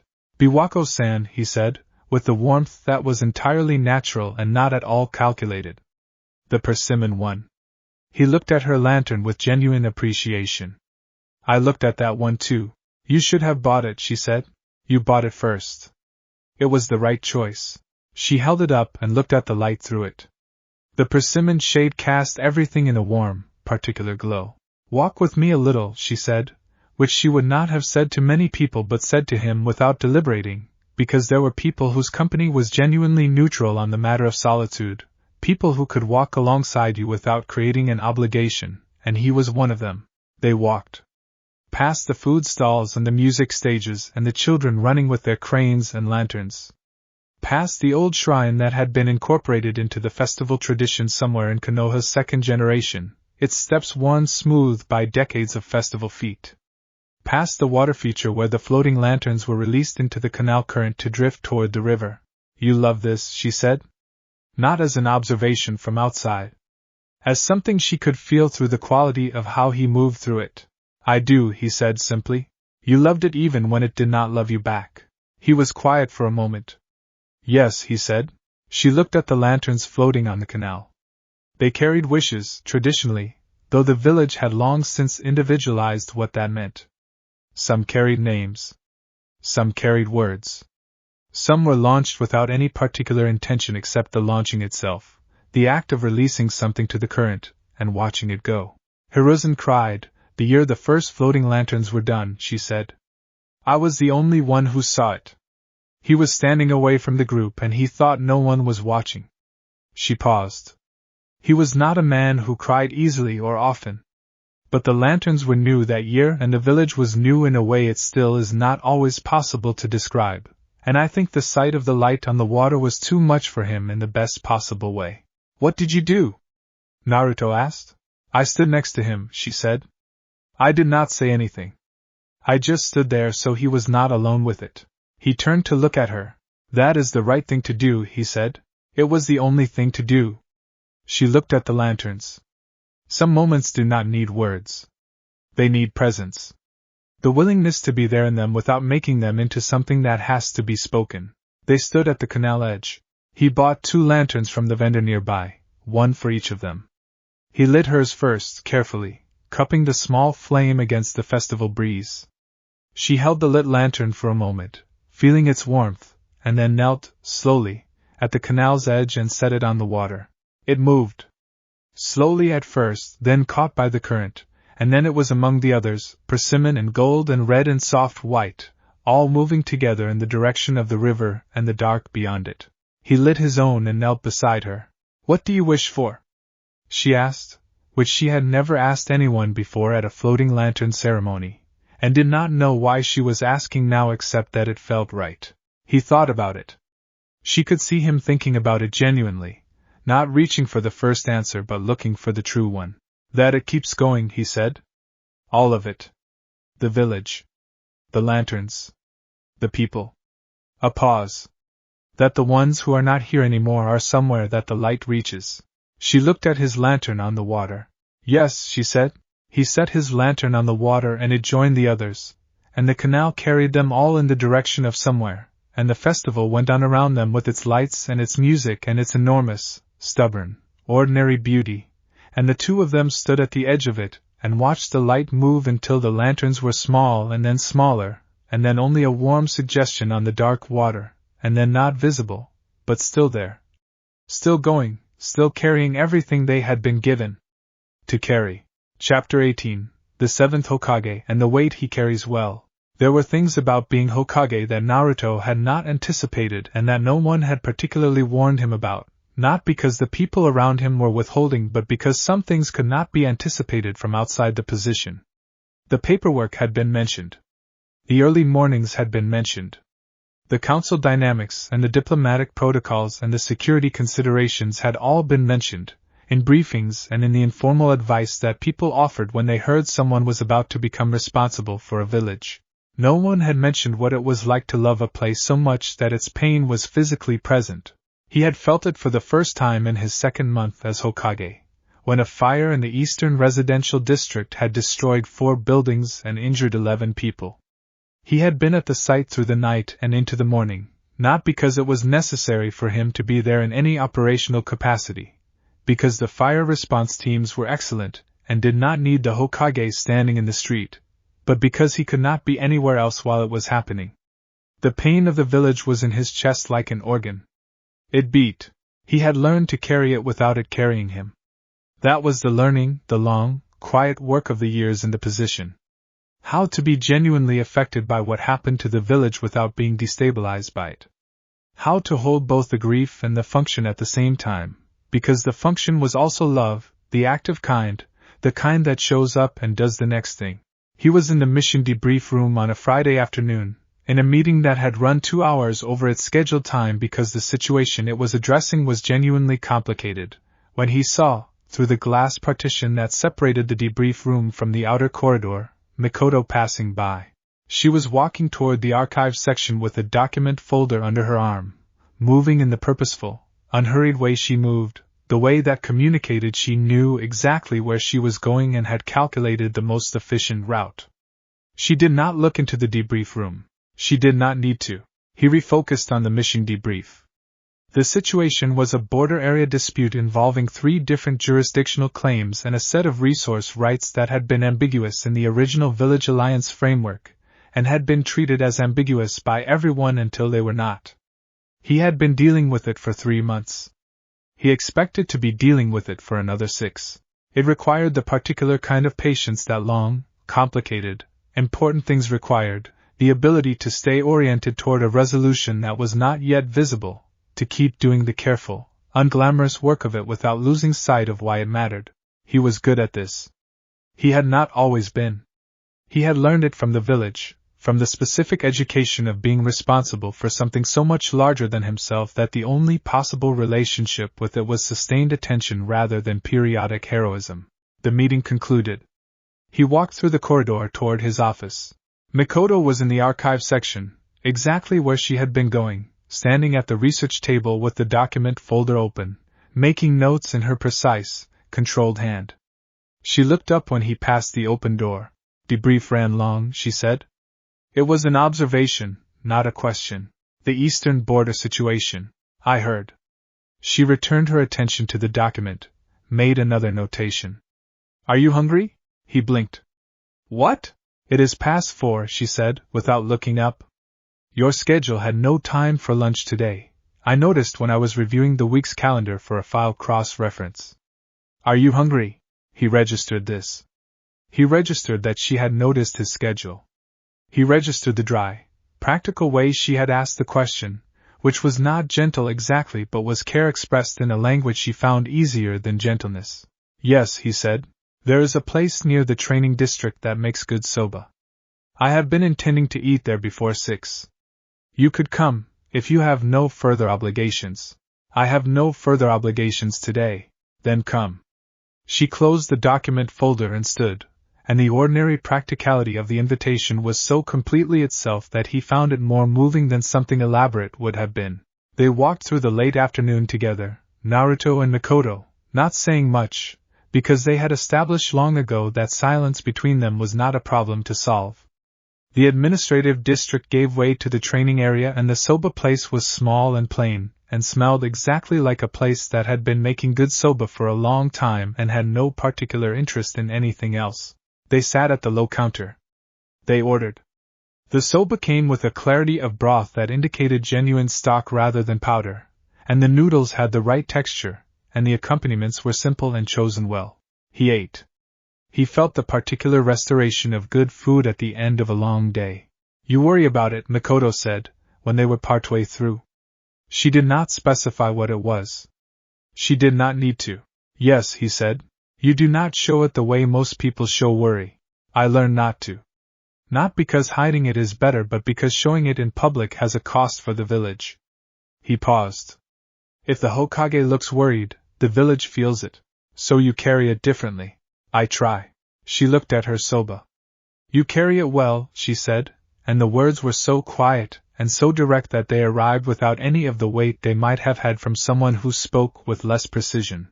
He looked at her. Thank you, he said. It is not a compliment, she said. It is an observation. A pause. It happens to also be a compliment. The corner of his mouth moved. She looked at her Soba again, and the corner of her own mouth did a thing it sometimes did in his company, a small, quiet movement that was not quite a smile but was on its way to being one. They finished their meal. The evening came on. Outside the Soba shop the training district was winding toward its quieter night configuration, the sound of training falling off and the sound of people heading home taking its place. He paid, because she had suggested the restaurant, and he had been raised, by circumstances and inclination, to understand that these things balanced themselves out and required no accounting. They walked back toward the residential areas in the gathering dusk, and the village evening was warm and alive around them, and the weight that he carried was still there, as it always was, but it was the right weight, the one that meant something, the one that reminded him every day what this was all for. Chapter 19. The Architecture of Small Things. There was a theory that Shikamaru had, which he had never formally articulated because formal articulation required energy that he preferred to spend on other things, but which existed in the back of his mind with the quiet persistence of things that are true and know it. The theory was this, that the most significant changes in any system, whether a battle, a governance structure, or a person, did not announce themselves. They accumulated. They arrived in the architecture of small things, the 10-degree adjustments and the quiet consistencies and the habits that built themselves without being noticed until one day the structure they had built was simply there, solid and real, and everyone looked at it, and said, when did that happen? He was thinking about this on a Thursday morning in his office, which was adjacent to the Hokage's office and connected by a door that was theoretically for convenience, and was in practice the reason Shikamaru had aged visibly over the past 4 years. When he heard through that door a conversation that was not supposed to be audible through the walls but was, because the walls of the old administrative building were made of wood that had been settling and shifting for 80 years and had developed opinions about sound. He was not eavesdropping. He was simply present. The conversation was between Naruto and Mikoto, who had apparently arrived early and found the Hokage already in, which was happening more frequently than the official schedule accounted for. Shikamaru had noticed the pattern. He was very good at noticing patterns and very disciplined about not making observations about them unless someone asked him to. What he could hear was not the words but the quality. The specific register of two people talking without any of the framing that both of them used with almost everyone else. No professional distance. No performance. Just voice and response and the pauses between them that sounded like comfort rather than uncertainty. He picked up his tea and turned back to the infrastructure report he was reviewing. He thought about his theory. About small things accumulating. He thought about the mochi that appeared on the Hokage's desk on days when certain people had visited the nearby shops. He thought about the route adjustments that took the Hokage's morning walk near the records hall with a frequency that was not random.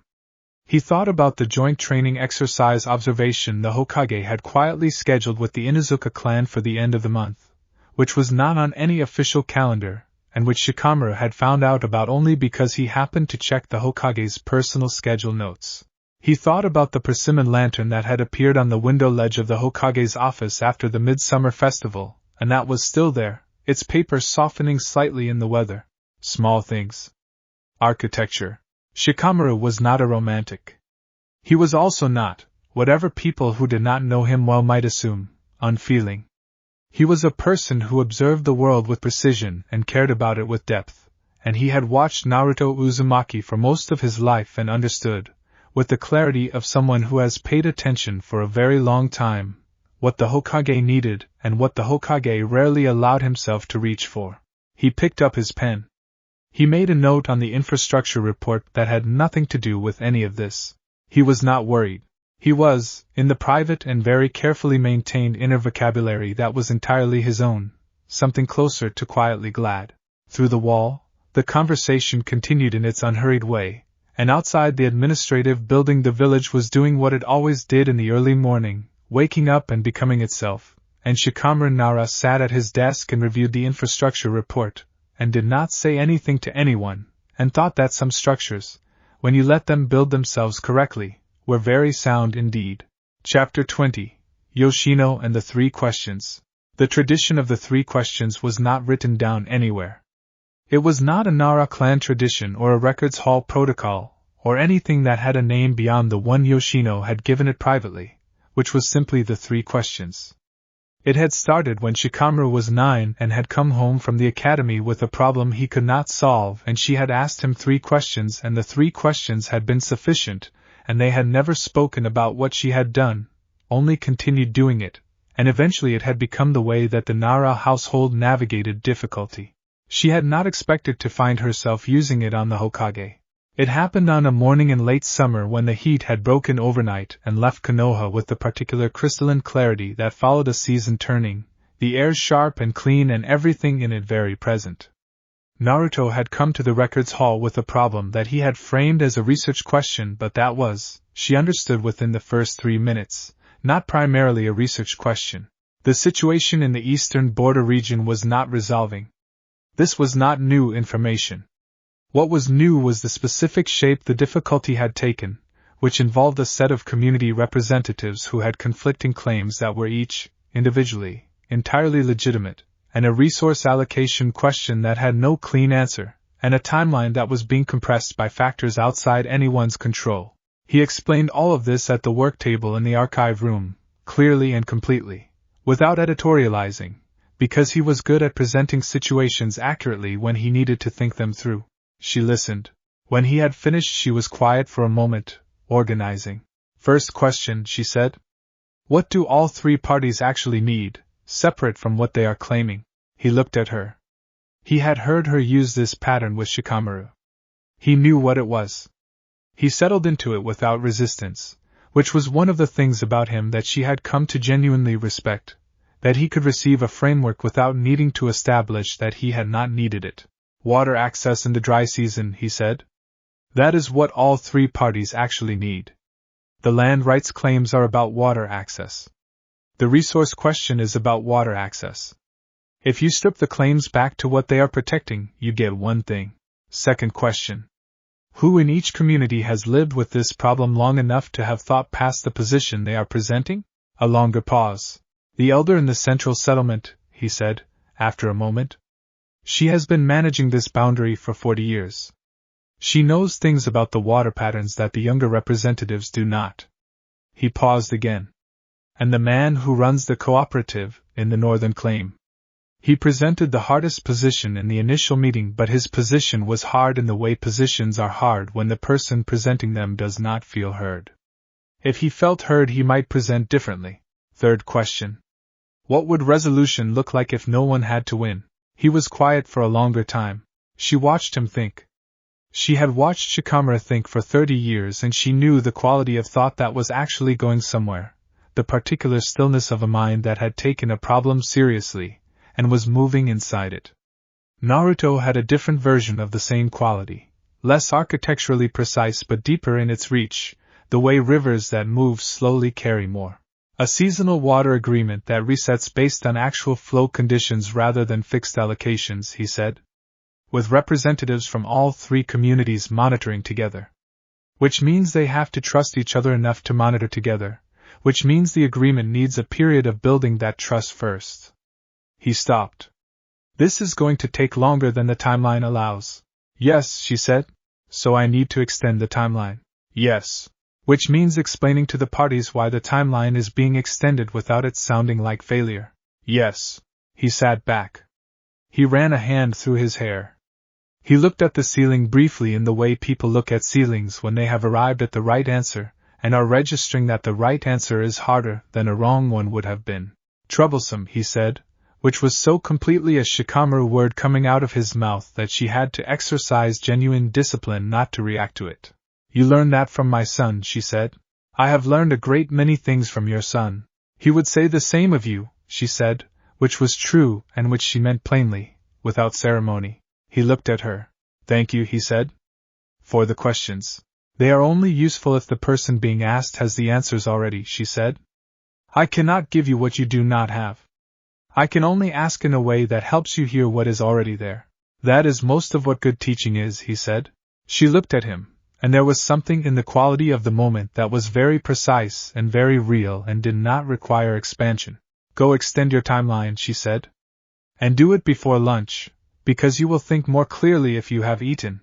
He stood, and he was almost out the door when she said, without looking up from the document she had picked up, there is ramen from Ichiraku in the warming cabinet in the back room. I ordered extra this morning. A pause. You planned for me to be here, he said. I planned for the possibility, she said. There is a difference. He was quiet for a moment, and she did not look up, and the morning held both of them in its particular autumn clarity. Thank you, Yoshino-san, he said. Eat before you make calls, she said. He did. Chapter 21. Some story about the wolf winter.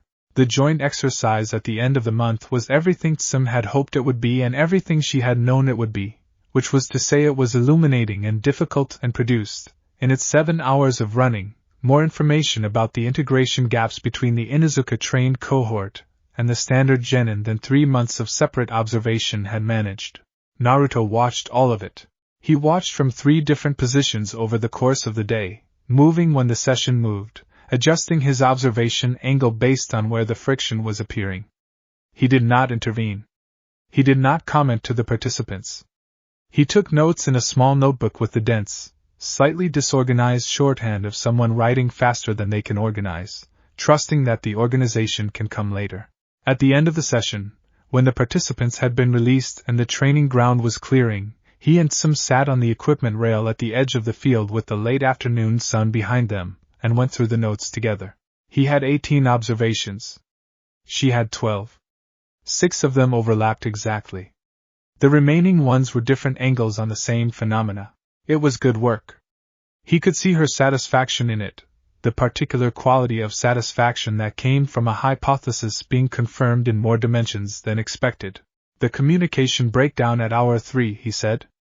The Inuzuka pair that went high while the standard genin pair stayed ground level. Neither pair was wrong. But they had not established a vertical division before the exercise started, because the Inuzuka assumed vertical division by default, Tsum said. It is how we train. The high ground angle is always taken as understood, but the standard genin do not have that default. No. They have a different default, which is to hold position and wait for explicit instruction on axis.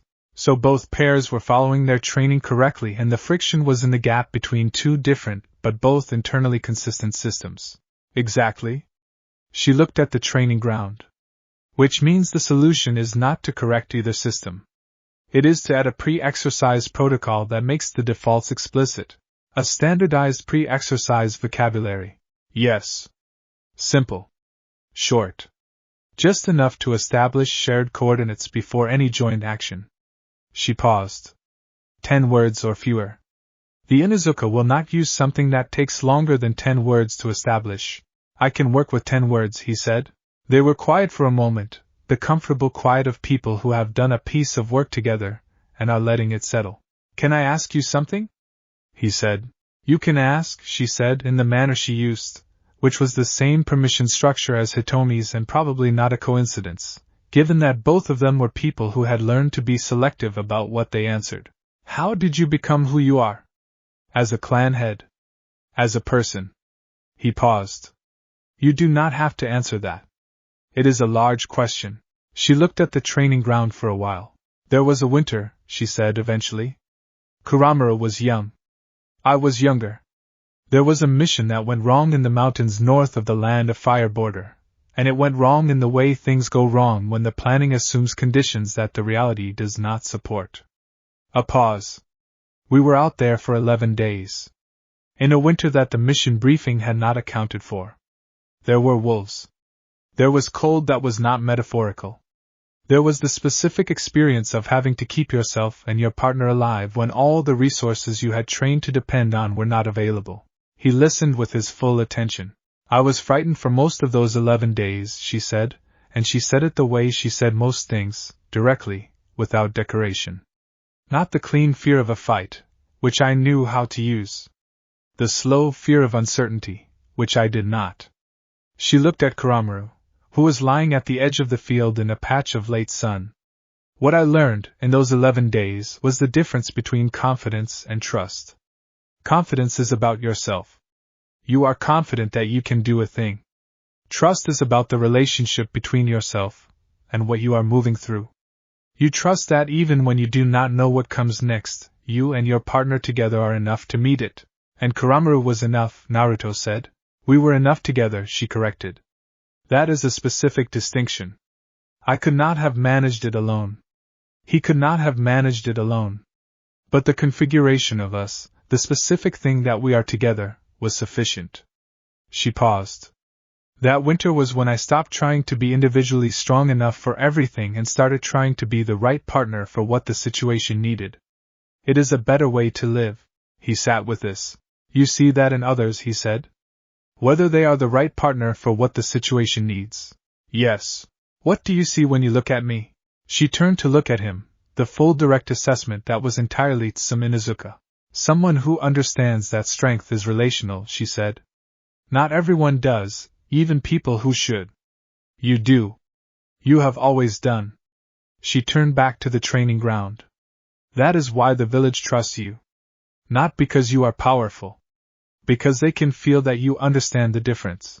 Kuramaru raised his head, looked at both of them, and lowered it again. The pre-exercise vocabulary, Naruto said, after a while, coming back to the work. Yes, Tsum said. I will draft a version and send it to you by end of week. I will have Hana review it for Inuzuka applicability. Good. The sun finished its work on the training ground and the shadows grew long and blue, and the field smelled of the good, honest smell of work done and bodies that had moved through it, and the two of them sat on the equipment rail in the comfortable configuration of people who have built something together, and are willing to keep building. Chapter 22. Letters Mei did not send. Mei Terumi had, in the upper drawer of her personal desk in the Mizukage residence, a collection of letters she had not sent. This was not unusual. Most people who wrote with any frequency had such a collection. Letters begun and abandoned because the mood shifted. Letters finished, and then reconsidered. Letters that had served their purpose in the writing and required nothing further from the world. Mei's unsent letters were not that kind. They were letters she had written and finished and sealed and then held for a day, or a week, or in some cases a month, weighing the fact of sending them against the fact of having written them and deciding, each time, that the balance was not yet right. They were not letters she was ashamed of. They were letters that were true and that required, she had decided, a specific degree of trust to release into the world. She was adding to this collection on a Tuesday evening when her assistant knocked to inform her that the diplomatic response from Konoha had arrived. She set aside the letter she was writing. She took the Konoha envelope. She recognized the seal. She had sent a personal letter last month.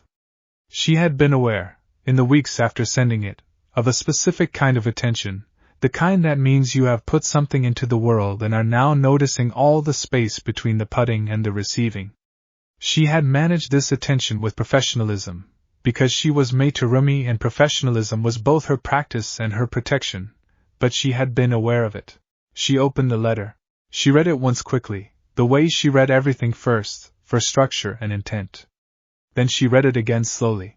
He had written about the Maritime Charter, which she had expected, and the thoughts he shared were frank and useful and showed that he had read her letter with the same care she had put into writing it, that he had understood not just the official position but the concerns underneath it. He had written about a conversation with Biwako Sarutobi, the eldest living former advisor, who was apparently in the habit of sitting on low walls in the lane near the residential district and having conversations with the Hokage about the nature of things. Mei had met Biwako once, briefly, at a summit 3 years ago. She had found her remarkable. She was not surprised that Naruto had found her too. And then, near the end, in the handwriting that was larger and less compressed than the earlier sections, as though the thought had expanded as he wrote it. I have been thinking about what you wrote, about home and what it means and the idea that you have been treating Kiri as the only possible site of it.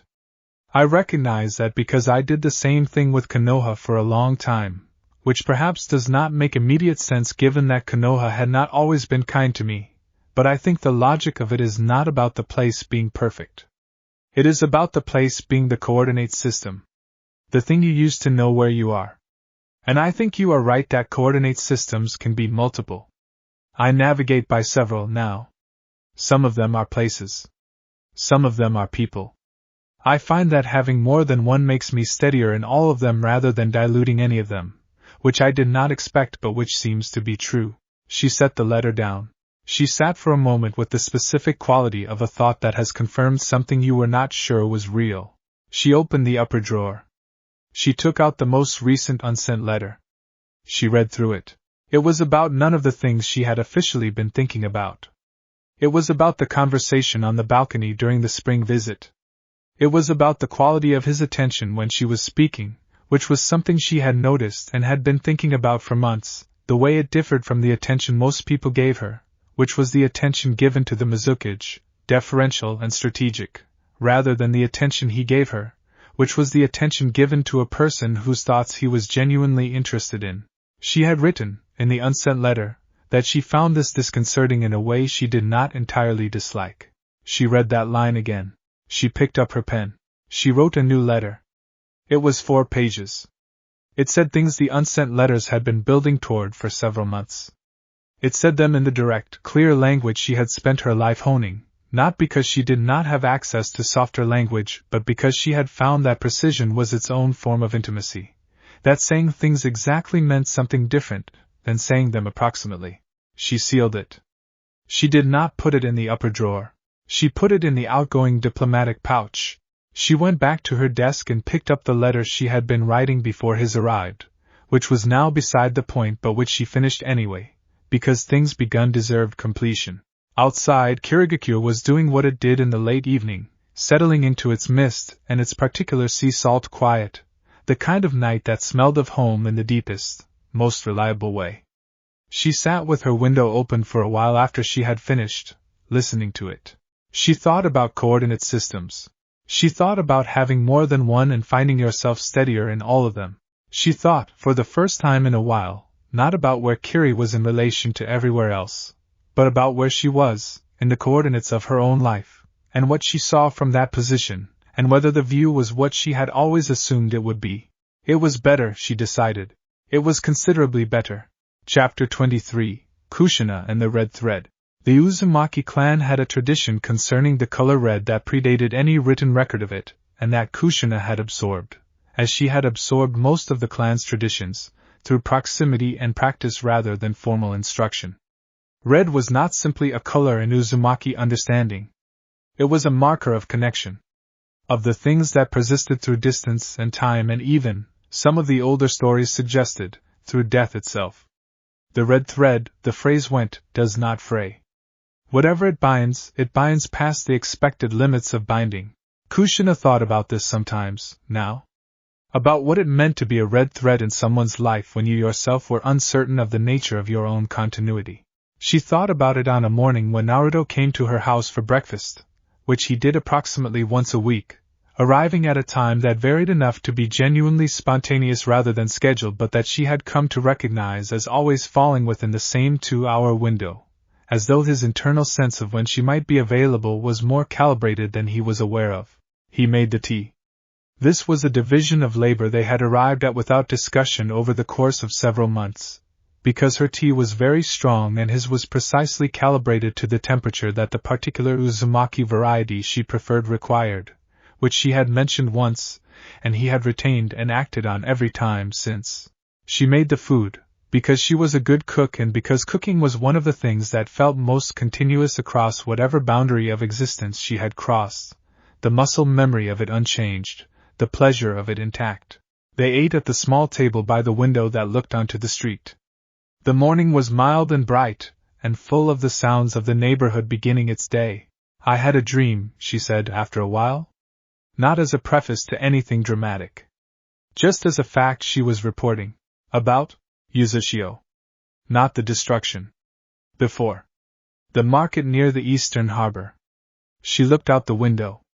In the dream I was buying fish and the vendor was arguing with me about the price, which he always did because I always drove the price down, and he always pretended to be outraged, and neither of us meant any of it. She paused. The smell was there. In the dream. Sea and fish and the particular wood of the harbor boards. Smells are the most persistent thing. Do the dreams feel like memories? She considered this honestly. Some of them. Some of them feel like reconstructions, like my mind building something from components it knows are right without having the original. Like hearing a song you know has lyrics and your mind supplies lyrics that fit even if they are not the real ones. She picked up her tea. The fish vendor one felt like a memory. What was his name? She looked at Naruto. He was asking with genuine interest. He had a quality, when he asked about Yuzashio, of receiving what she offered with the same attention he might give to something happening now, not treating it as history, not treating it as her burden to carry alone. Hirota, she said. He had a scar on his left hand from a net accident when he was young. He never explained it unless you asked, and if you asked he told a story that I am reasonably certain was at least 30% embellished. Hirota, Naruto repeated, and the name in his mouth had weight, the weight of being spoken by someone who understood what naming is for. They ate in silence for a while. I want to tell you things, Kushina said, and her voice had the quality it took on when she had decided something. About Yuzashio. About the people there. Not as historical record. As, she paused, looking for the right word, as witness. Someone who was there should say the names. I am someone who was there. I would like to hear them, he said. It may take a long time. I have time. She looked at him for a moment, at his face in the morning light, at the steady and entirely genuine openness of him. Hirota the fish vendor, she began, had 2 daughters who both went into the fishery cooperative, and one son who wanted to be a painter and was quietly not very good at it but was very committed to it, which is a kind of success. He settled in his chair, both hands around his teacup, and the attitude of his body said clearly that he was not going anywhere and was not counting the time. And the family that lived 2 houses from us, she continued, had a grandmother who grew things on her roof, not in pots but in actual soil beds that she had somehow installed up there, and nobody knew how she had managed it structurally, but the roof held, and in the summer you could smell her herbs from 2 streets away. The morning opened around them, bright and ordinary and full of the sound of a village going about its life, and Kushina Uzumaki sat at the small table by the window and told the names of the people she had known to the person who was both her son and not her son, and who received them with the full and careful attention that was the only real way any of us can honor what has been lost. Outside, the red of the autumn berries on the hedge at the garden edge was bright in the morning light. Red does not fray. Whatever it binds past the expected limits of binding. She had always believed this.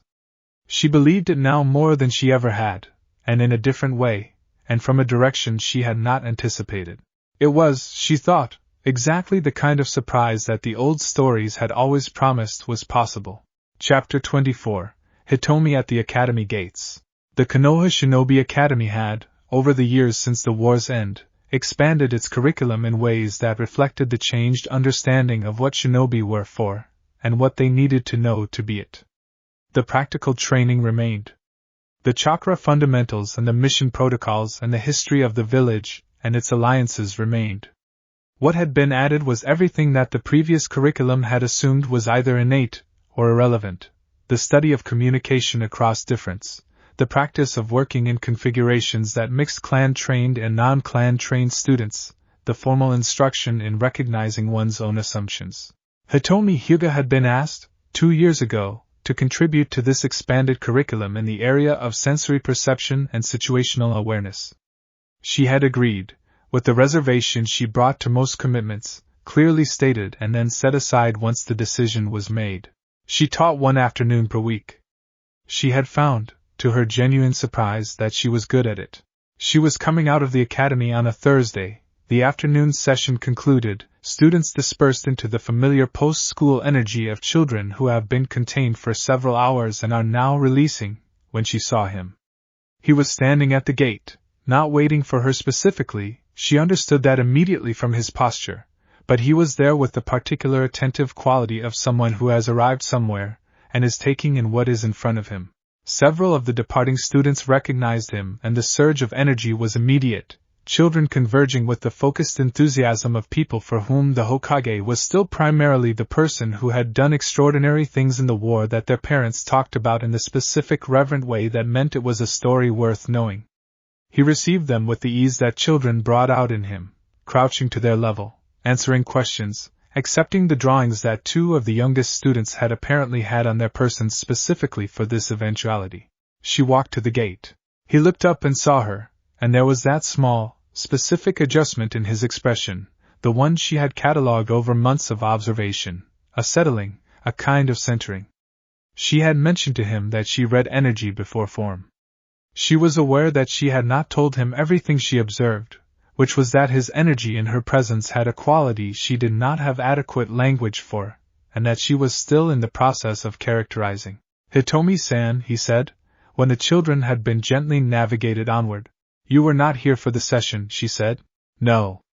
I had a council subcommittee meeting until 30 minutes ago.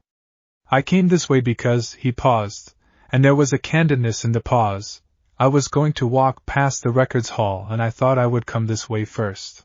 The records hall is not on this route." "I know." She looked at him for a moment. The afternoon light was doing its thing, the long gold of the autumn afternoon that turned everything it touched slightly warmer than its ordinary nature. "Walk with me to the records hall," she said. "I need to collect something from the archive for my next session." "Of course." They walked. The post-academy streets were busy with children and the parents and older siblings who had come to collect them, and the energy of the late afternoon was that specific combination of tired and alive that the end of a school day produces. Hitomi moved through it in her usual way, precise and attentive, reading the flow of movement the way she read most things, with the Byakugan's habit of attention even when the Byakugan was not active. "How was the session today?" he asked. "Good. We worked on triangulation, the practice of using 3 reference points to locate yourself when one reference point is compromised. The students struggled initially with the abstraction but arrived at the practical application more quickly than I expected." "What age?" "Mixed. 2nd and 3rd year students together. The mixing produces better results than the same year groups. The older students teach the concept by demonstration without being asked to, and the younger students ask questions the older ones had stopped asking." "Questions you still find useful?" She glanced at him. He was asking this with genuine interest, as he asked most things. "Yes," she said. "The youngest students ask why in a way that requires you to know the actual reason rather than the procedural one. It improves my own understanding." "Teaching teaches," he said. "Yes. More than most people who do not teach understand." They arrived at the records hall. She collected what she needed, a set of scrolls containing historical accounts of the sensory techniques used during the founding period, primary sources that were more useful for her purposes than any secondary analysis. Naruto held the door. He looked at the scrolls as she gathered them. "First period techniques," he said, reading the labels. "Are they significantly different from current practice?" "In application, yes. The theoretical foundations are consistent, but the execution reflected the specific conditions of the founding period, which had different threat profiles and different alliance structures." She settled the scrolls under her arm. "What is interesting is the specific adaptations.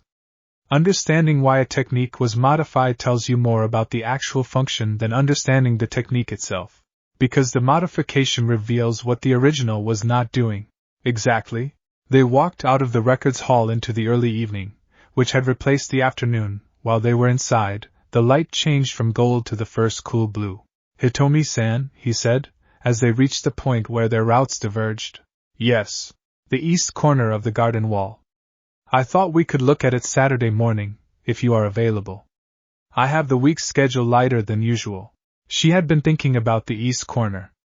She had been thinking about the plan for it, how the stones would need to be moved, what sequence would be most stable. "Saturday morning," she said. "Early, before the afternoon heat. I will bring the materials. I will have the plan drawn." He nodded. There was nothing complicated in the exchange and nothing performed. It was 2 people making a plan to fix something that needed fixing, and underneath that, something else that was also real and also simple, the particular ease of 2 people who had arrived, without announcing it, at a place where the future included each other in it naturally. She walked toward the Hyuga estate with the scrolls under her arm, and the evening came on in its quiet way, and the garden wall waited with its east corner broken, and Saturday was coming, and she found that she was glad of it. Chapter 25, Mito and the Meaning of Uzumaki. The word Uzumaki meant whirlpool. Naruto had known this for most of his life, the way you know things you were told early and often, as a fact rather than as a meaning. The clan name was the word for whirlpool. The spiral in the symbol was the spiral of the whirlpool. It was his name. It was a fact. He was sitting in Mito's kitchen on a Sunday afternoon when the fact became something larger. She had been telling him about the Uzushio sealing traditions, which were the heart of the clan's technical knowledge, and which she had been reconstructing, over years, from fragments and memories and the kinds of inference that required both expertise and patience. He had been listening with the full attention he gave to these sessions, which had become one of the things he organized his weeks around, the Sunday afternoons in the kitchen with the smell of whatever she was cooking and the sound of her voice explaining things that existed nowhere else. The whirlpool, she was saying, stirring something in the clay pot that would be ready in another hour, was not chosen as a symbol by accident or by aesthetic preference. The Uzumaki founders understood the whirlpool as a model of force. A whirlpool does not push outward. It draws inward. Its strength is centripetal rather than centrifugal. It creates movement not by exerting pressure in a direction, but by creating a center that everything else moves toward. He was quiet. The sealing techniques reflect this, she continued. The most effective Uzumaki seals do not contain their subject by building walls.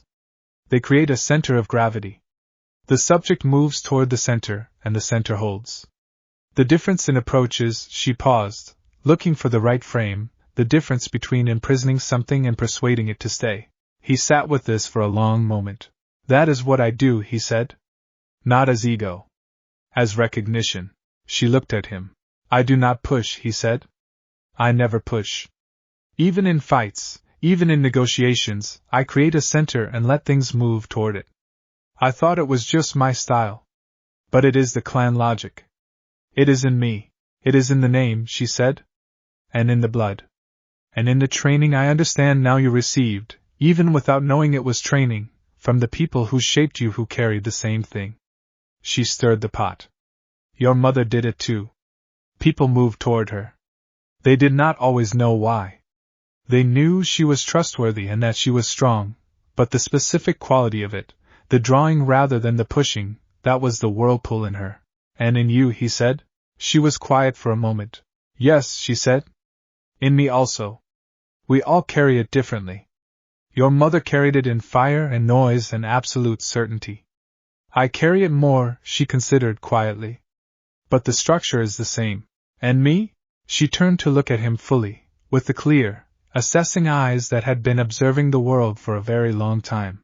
You carry it in openness, she said. You have no walls. Other people have walls and windows. You have, she paused, a threshold. An entrance that is always clear. People find you because they can find you. And when they are there, the center holds. She held his gaze. That is not a weakness.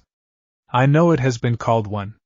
It is the most advanced expression of the clan gift. To be completely open and completely strong at the same time. To be a whirlpool that does not drown. He was very still. She had said true things to him before, in their sessions, the kind of true things that required building toward, that only become sayable after a sufficient accumulation of trust. This was the truest one yet. She could see it reaching him.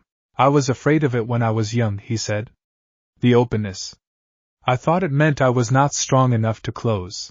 Most Uzumaki go through that, she said. The understanding that openness is the technique, and not the absence of one, is something that takes time. When did you understand it? She smiled, the precise, warm smile she kept for specific moments. Later than I should have.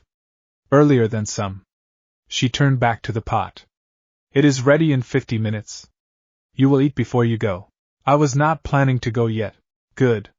She reached into a cabinet and produced a second set of the clay cups she used for the strong Uzushio tea that accompanied everything she cooked. Then you can listen while I tell you about the third category of seals, which are the ones that have no equivalent in any other clan tradition and that most current sealing theory does not have adequate language to describe. I am listening, he said.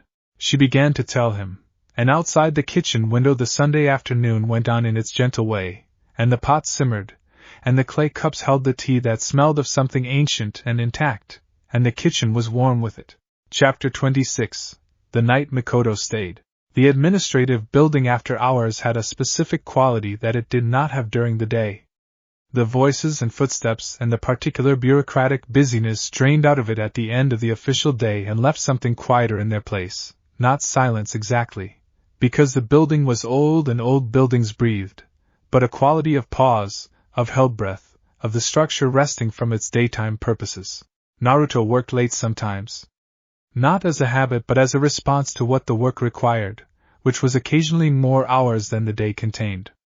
On these evenings he worked by the light of the lamp on his desk, with the sounds of the empty building around him, and found that the quality of his thinking in that particular stillness was different from his daytime thinking, slower and more thorough, the way certain materials need low heat rather than high. He was deep in the revisions to the Border Resource Agreement, which had been restructured after his session with Yoshino's 3 questions and was now substantially better but still required precise language and 3 specific clauses, when he heard the knock at his open door. Mikoto stood in the doorway. She was not in her daytime composure exactly. She was in a version of it that was late evening rather than mid-morning, the composure that comes with tiredness rather than the composure that precedes the day. Her hair was slightly different than its usual arrangement. She had a book under one arm. I saw your light, she said. I am working on the border agreement revision. I know. Shikamaru's notes said it needed final language on 3 clauses. He looked at her. You read Shikamaru's notes? I was reviewing the council summaries, she said neutrally. I review them when I am unable to sleep, because they are sufficiently dry to be either soporific or clarifying, depending on need. She paused. Tonight they were neither. He looked at her for a moment. He looked at the book under her arm. What are you reading? The Administrative History of the Second Hokage's Transition Period. The one from the Records Hall. Yoshino-san lent it to me. A pause. The footnotes are interesting. He felt something in his chest that was too large and too warm to name precisely. He pointed at the chair by the window, the one that in the Hokage's office held the same informal status as its equivalent in Mikoto's common room. Sit. I will not be more than another hour. She considered this. She sat. He returned to the border agreement clauses. She opened the history book. The lamp on his desk made a circle of light that included both of them, and beyond the windows the Konoha night was quiet and dark and full of its own business. They did not talk for a long time. There was no need to. The work and the reading coexisted in the way that occupations coexist when the people doing them have established that their presences are compatible, that each can be fully in their own thing without requiring the other to be something other than what they are. He finished the first clause. He was satisfied with it. He moved to the second. The transition period you are reading about, he said, after a while, not looking up from the document, had an interesting administrative problem with the water rights in the Western Territories. There is a document in the archive that predates the resolution. Yoshino-san showed it to me. The Sarutobi clan was involved, Mikoto said, also not looking up from her book. It is referenced in the footnote on page 80. What does it say? That the resolution required both parties to accept an outcome that was second best for each of them individually but first best for the system. She paused. Which is, I would note, exactly the structure you are working toward in the eastern border situation. He set down his pen and looked at her. She was still looking at her book. You have been following it, he said. Not accusatory. Recognizing. I follow most things that matter, she said. The border situation matters. The water rights question is the center of it. Second best for each party, first best for the system, is the right frame. She turned a page.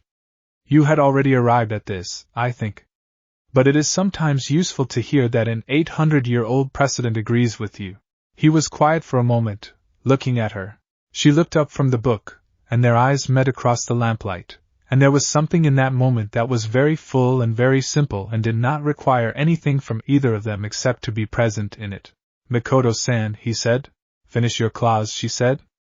Then we can talk. He picked up his pen. He finished the second clause. He moved to the third. He found the language for it with a fluency that had not been there an hour ago, as though the quality of the room had changed something in the approach. When he finished, he set the pen down and straightened the papers and looked at the lamp. 800 years, he said. And they arrived at the right answer, she said. We will too. Yes, she said. You will. She closed the history book. The night had deepened while they were working, and the building had settled further into its late-night quiet, and the lamp on the desk held its steady light, and outside the village was asleep or nearly so, and in the Hokage's office the lamp stayed lit for a little while longer, and neither of them was in any hurry to say good night. Chapter 27, Biwako and the story that belongs to both. There was a kind of story that did not belong to any single person. Biwako Sarutobi had understood this for a long time, in the way that people who have lived long enough understand things that cannot be arrived at through reasoning alone but only through accumulation, the long, slow gathering of instances until the pattern is undeniable. These were the stories that moved. The ones that passed from person to person and were changed by each passing, not distorted but deepened, the way water changes the shape of stone by moving over it, not arbitrarily but in response to the specific nature of the stone and the specific nature of the water. The story of Konoha was this kind. The story of the Will of Fire was this kind. The story that was told, now, about a boy who had been rejected by a village and had chosen to love it anyway and had grown into something none of them had fully predicted, was becoming this kind. She was thinking about this in the lane, on the low wall, which had become more or less her customary evening station when the weather was good, when she heard the gate of the nearby house open and saw Naruto coming out with the deliberate unhurried step he had when he had finished something and was now moving without particular destination. He saw her. He came to the wall. He did not ask if he could sit. He sat. They had established long ago, without formal agreement, that the wall was large enough for both of them. You look like you have finished something, she said. The border agreement revision. Final language done tonight. Good. Mikoto-san helped, actually. Indirectly. She found an 800-year-old precedent that confirmed the approach. Biwako looked at him from the side. He said this with the casual ease of someone reporting a helpful thing a colleague had done, and underneath that ease was something that was not casual at all but that he had not yet found the occasion to examine directly. She had been observing this for some months. She had been patient with it. She is a remarkable woman, Biwako said. Yes, he agreed, with complete and uncomplicated sincerity. As is Yoshino Nara. And the Inuzuka head. And your mother in her way. And the Mizukage. She looked at the lane. You have gathered remarkable people around you. They were already there, he said. I just started paying attention. She was quiet for a moment. There is a difference, she said, between gathering people and holding space for them.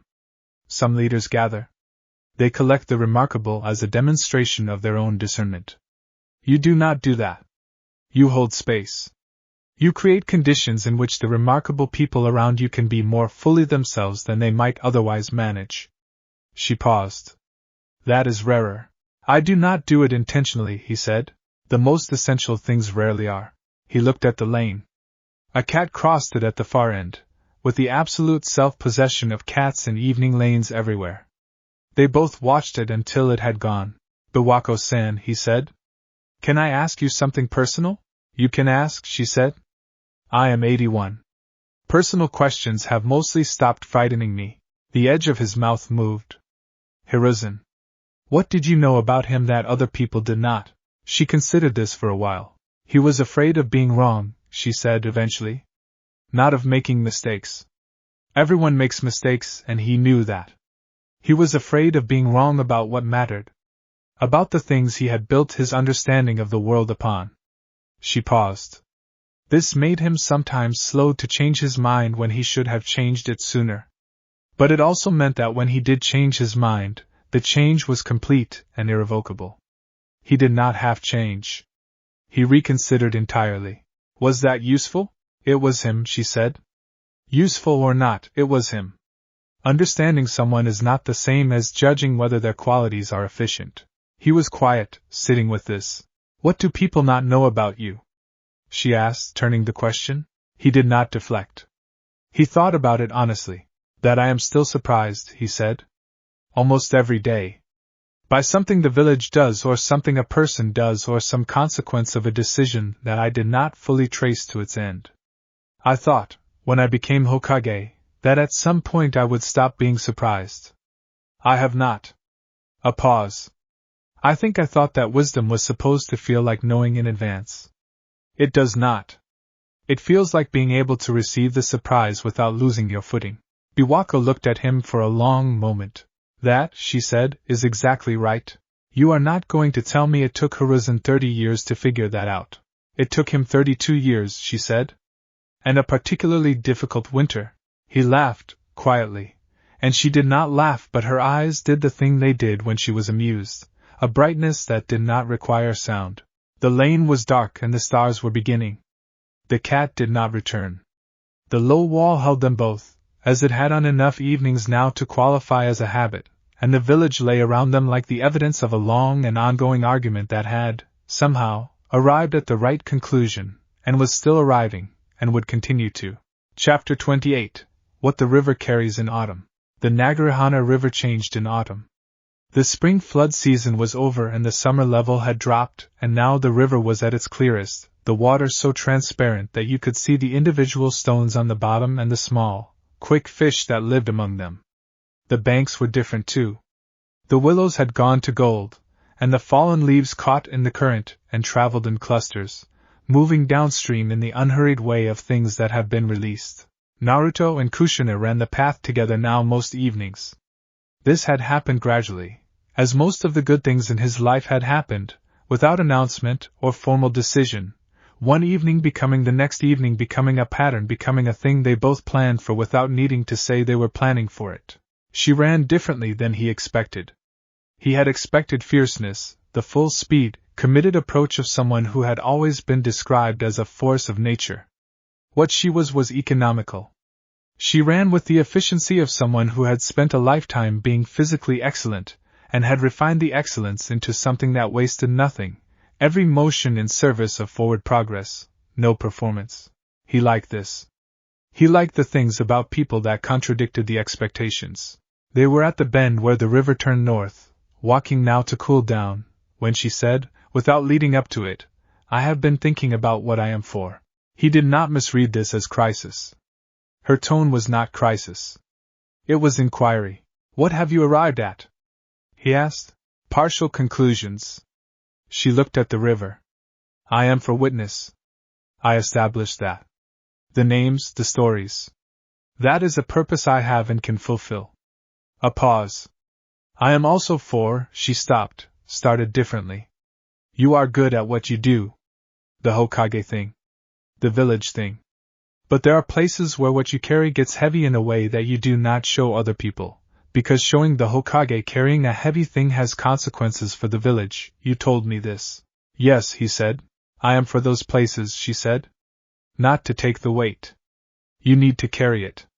But to be someone you can set it down in front of, briefly, without the consequence.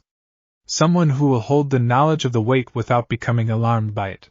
He stopped walking. She stopped too, and turned to look at him. His face in the autumn evening light was open in the way it was rarely open in front of anyone, the particular openness of being seen accurately by someone who understands the cost of what they are seeing. Yes, he said. I thought so, she said. Is that enough for you? He asked. Is that enough of a purpose? She looked at the river. A cluster of gold leaves moved through the bend and continued north, unhurried and complete. It is not small, she said. To be the person someone can set the weight down in front of. To do it without requiring them to explain, or justify, or minimize. To simply receive it, and give it back when they are ready. She looked back at him. I know what it would have meant to me, to have had that. I know what it means to go without it. A pause. If I can be that for you, it is not small. It is possibly, she said, with the careful precision of someone identifying something they have thought about for a long time, the most useful thing I can be. He looked at her for a long moment. Mom, he said, and the word was almost inaudible and entirely whole. She took one step toward him and put her hand against his face, briefly, the gesture of a mother and of a person who has chosen without complexity or ambiguity to claim that role, and then she dropped her hand and looked at the river. "Come on," she said. "It is getting cold. We will run the last stretch to warm up." "Race you," he said, and his voice was steady. "You will lose," she said, and she was already running, and he was already running, and the river ran beside them in the autumn evening, carrying its cargo of gold leaves northward, and the path was clear, and the cold air was clean, and the distance between them while they ran was exactly the right distance, close enough to hear each other breathe. Chapter 29, May's Visit in November. November in Konoha was a specific kind of month. Not harsh, not the brutal winter that some of the northern territories knew, but genuinely cold in a way that the village's character required adjustment for. The markets moved their stalls under awnings. The outdoor tea houses put up their winter screens. The trees along the administrative boulevard had given everything they had to give and stood now in the clean, structural elegance of bare branches against the pale sky, and there was a beauty to this that was different from the spring beauty, less celebrated but no less real. May Terumi arrived on the second Tuesday of November, in the fourth visit of the year, which was the additional one that indicated something particularly interesting was happening in international policy. There was, in fact, a trade agreement restructuring that required face-to-face negotiation at the leadership level. This was the official reason for the visit. It was a real reason. It was not the only reason. She knew this. She expected he knew it too. They had arrived, over the course of a year's correspondence, at a shared understanding of the relationship between official occasions and the things that move beneath them. The formal meetings were on Tuesday and Wednesday. They were productive. The trade agreement restructuring was complex and the negotiation required all of both their considerable attention, and they gave it that. May was a formidable negotiator, and she knew Naruto was not as soft as he appeared across the table, that the warmth and directness were genuine and also strategic in the truest sense, that he understood people well enough to find the positions that served everyone, which was, in the end, a more effective negotiating stance than positional hardness. They reached a good agreement. Both delegations were satisfied.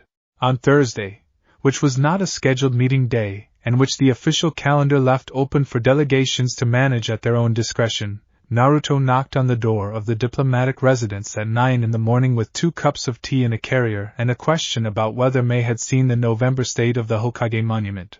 She had not seen it. They walked there, which was a 20-minute walk from the diplomatic residence through the morning streets of the village, and Naruto knew everyone along the route in the particular way that Hokage who walk their village develop, not just by name but by current circumstance, stopping to speak to people with the specificity that came from actually paying attention over years. She watched this as they walked. She found it instructive. In Kiri, she moved through the village differently. Not coldly, but with more of the official distance that her position required, that Kiri's history and culture made appropriate. She had built her tenure on warmth, on being visible in a way that her predecessor had not been, but there were still layers, still the management of the Mizuki's presence. He had no layers. Not in that sense. He was entirely present, and entirely the Hokage simultaneously, and the two were not in tension. She thought about this as they walked. The monument in November, as it turned out, was extraordinary. The bare trees in front of it had been planted generations ago in a configuration that only fully revealed itself in November, when the leaves were gone, their structure creating a series of framing lines for the carved faces that the summer obscured. The morning light at this hour came from an angle that lit the stone faces from below, giving them a quality of presence that the midday light flattened. "I did not know this was here," she said, standing on the observation platform. "Most people do not," he said. "I found it in my second year. I come every November." She looked at the 4 faces. "The history of Konoha in stone. My father's face is up there," Naruto said, and his voice was the particular tone of things that are still true and not yet fully integrated. She did not say anything immediately. She stood beside him and looked at the faces and let the moment be what it was. "You have his eyes," she said eventually. "I know. People tell me." "Not as a resemblance observation," she said. "The quality of the eyes. The way of looking." You look the way he looks in the stone. Like the looking itself is a kind of care. He was very still beside her. Thank you, he said. It is not a compliment, she said, in the tone she had developed for these specific occasions, the tone that Makoto also used and that meant the same thing. It is an observation. It happens to also be a compliment. He turned to look at her, and something in his expression shifted from the complex territory of his father's carved face to the present, to her, to the morning and the cold, and the particular reality of where they were. Mei-san, he said. Yes. I am glad you come on the extra visits. She looked at him. She had a great many things she could have said in this moment. She had, in fact, been drafting versions of them for several months, in letters sent and not sent and in the private language of her own thinking. What she said was, I am glad to come. It was not everything. It was the part that was ready to be said aloud, and the part that was ready to be said was enough for now, and the rest was not gone, only waiting for its own moment, which she had learned would come in the unhurried way that real things came. The morning light moved across the monument faces, and the bare trees stood in their winter structure, and Konoha spread below them in its November clarity, and the two of them stood in the good, honest cold and looked at the carved record of the village's history, and neither of them was in any hurry to leave. Chapter 30. The last evening of the third season. The year moved toward its end in the way years did in Konoha, with the particular quality of a place that has been through enough to understand that endings and beginnings are the same event observed from different positions. The midsummer festival had been. The autumn exercises had been. The trade agreements had been signed and the border situation had arrived at its interim resolution and the records hall had catalogued 317 new documents, and the academy had graduated its latest cohort, and the training grounds had been used and rested and used again. And through all of it, the quiet architecture of small things had continued building. Naruto sat on the roof of the Hokage monument on the last evening of the third season, which was where he sat when he needed to see the whole shape of things. The sun was going down in the southwest, the winter sunset that came earlier and lower than the summer one, painting the sky in colors that had no names in formal language and that everyone recognized anyway. He was not alone. He was rarely entirely alone anymore, and this was new enough that he still noticed it, still registered the presence of it as something to be aware of and grateful for. Makoto sat to his right, close enough that the warmth of her presence was real and physical in the cold of the evening air. She had come up the monument steps with him without announcing that she would, which was entirely Makoto, and she had sat down and looked at the sunset without comment, and he had found that the shape of the view was better with her in it. He thought about Yoshino's 3 questions and the water agreement that had found its resolution not by winning but by finding the thing that was first for the whole. He thought about Sum's Wolf Winter and the difference between individual strength and the strength of the right configuration. He thought about Kushina at the river in the autumn dark, the hand against his face and the word that had followed it, the word he had not been sure he was allowed and that she had made simply true by claiming the role it named. He thought about Hitomi's east wall corner, which they had repaired on a Saturday in September that smelled of stone dust and autumn sun and had taken 4 hours and been exactly what it needed to be. He thought about Mito's kitchen and the dashi umi broth and the third category of seals that had no equivalent in any other tradition, the ones that drew inward rather than closed outward, the whirlpool that did not drown. He thought about May in November at the monument, standing beside him in the cold saying things that were true and that contained, underneath the true things, the shape of more true things that were coming toward them both. He thought about Biwako on the low wall, and the way she had looked at the lane on all the evenings he had sat with her, with the specific quality of someone who is simultaneously in the present and in the deep past and finds that the two are not incompatible. He thought about Yoshino and the records hall and the assistant clerk named Tomo, and the late-night lamp and the ramen she had ordered extra of because she had planned for the possibility. He thought about all of it, the whole architecture of the year that had been building without him always seeing the building, and what he felt was not one thing. It was gratitude. It was the particular, slightly aching quality of recognizing what you have when you have it rather than after. It was something else that did not have a single word and that he had, over the course of this year, stopped needing to name precisely because the feeling itself was sufficient. You are thinking very loudly, Makoto said beside him. I did not know thinking had a volume. Yours does, she said, and the dryness of it was affectionate in the way that her precision was always affectionate when it was aimed at him, the particular warmth of someone who has learned the specific language of a specific person and speaks it fluently. I was thinking about the year, he said. All of it? All of it. She looked at the sunset. It had moved further toward the deep colors now, the ones that came just before dark, the navy, and the first dim stars. And? She said. And I think, he said carefully, because this was a thing worth saying carefully, that I understand something now that I did not fully understand at the beginning of it. About what it means to have people. Not just around you. With you. In the specific way that means the distinction between you and them is real but not lonely. She was quiet. Is that new? She asked. Or are you only now naming something that was already there? He thought about this honestly. Both, he said. It was there before. I think it needed, he paused, I think I needed to grow into understanding what I had. To be in it long enough that it stopped feeling like something that might be taken away. She turned to look at him, and in the last of the sunset light her face was very clear, the dark eyes and the composed certainty of her expression, and underneath it the warmth that had always been there but that she had, over the course of this year, stopped keeping quite as much behind the composure. It is not going to be taken away, she said. Not as comfort. As statement. As the kind of thing Mikoto Uchiha said when she had decided something was true. He looked at her. No, he agreed. It is not. The last of the sunset color went from the sky and the stars took over, the winter stars that were different from the summer ones, brighter and more numerous in the cold, clear air.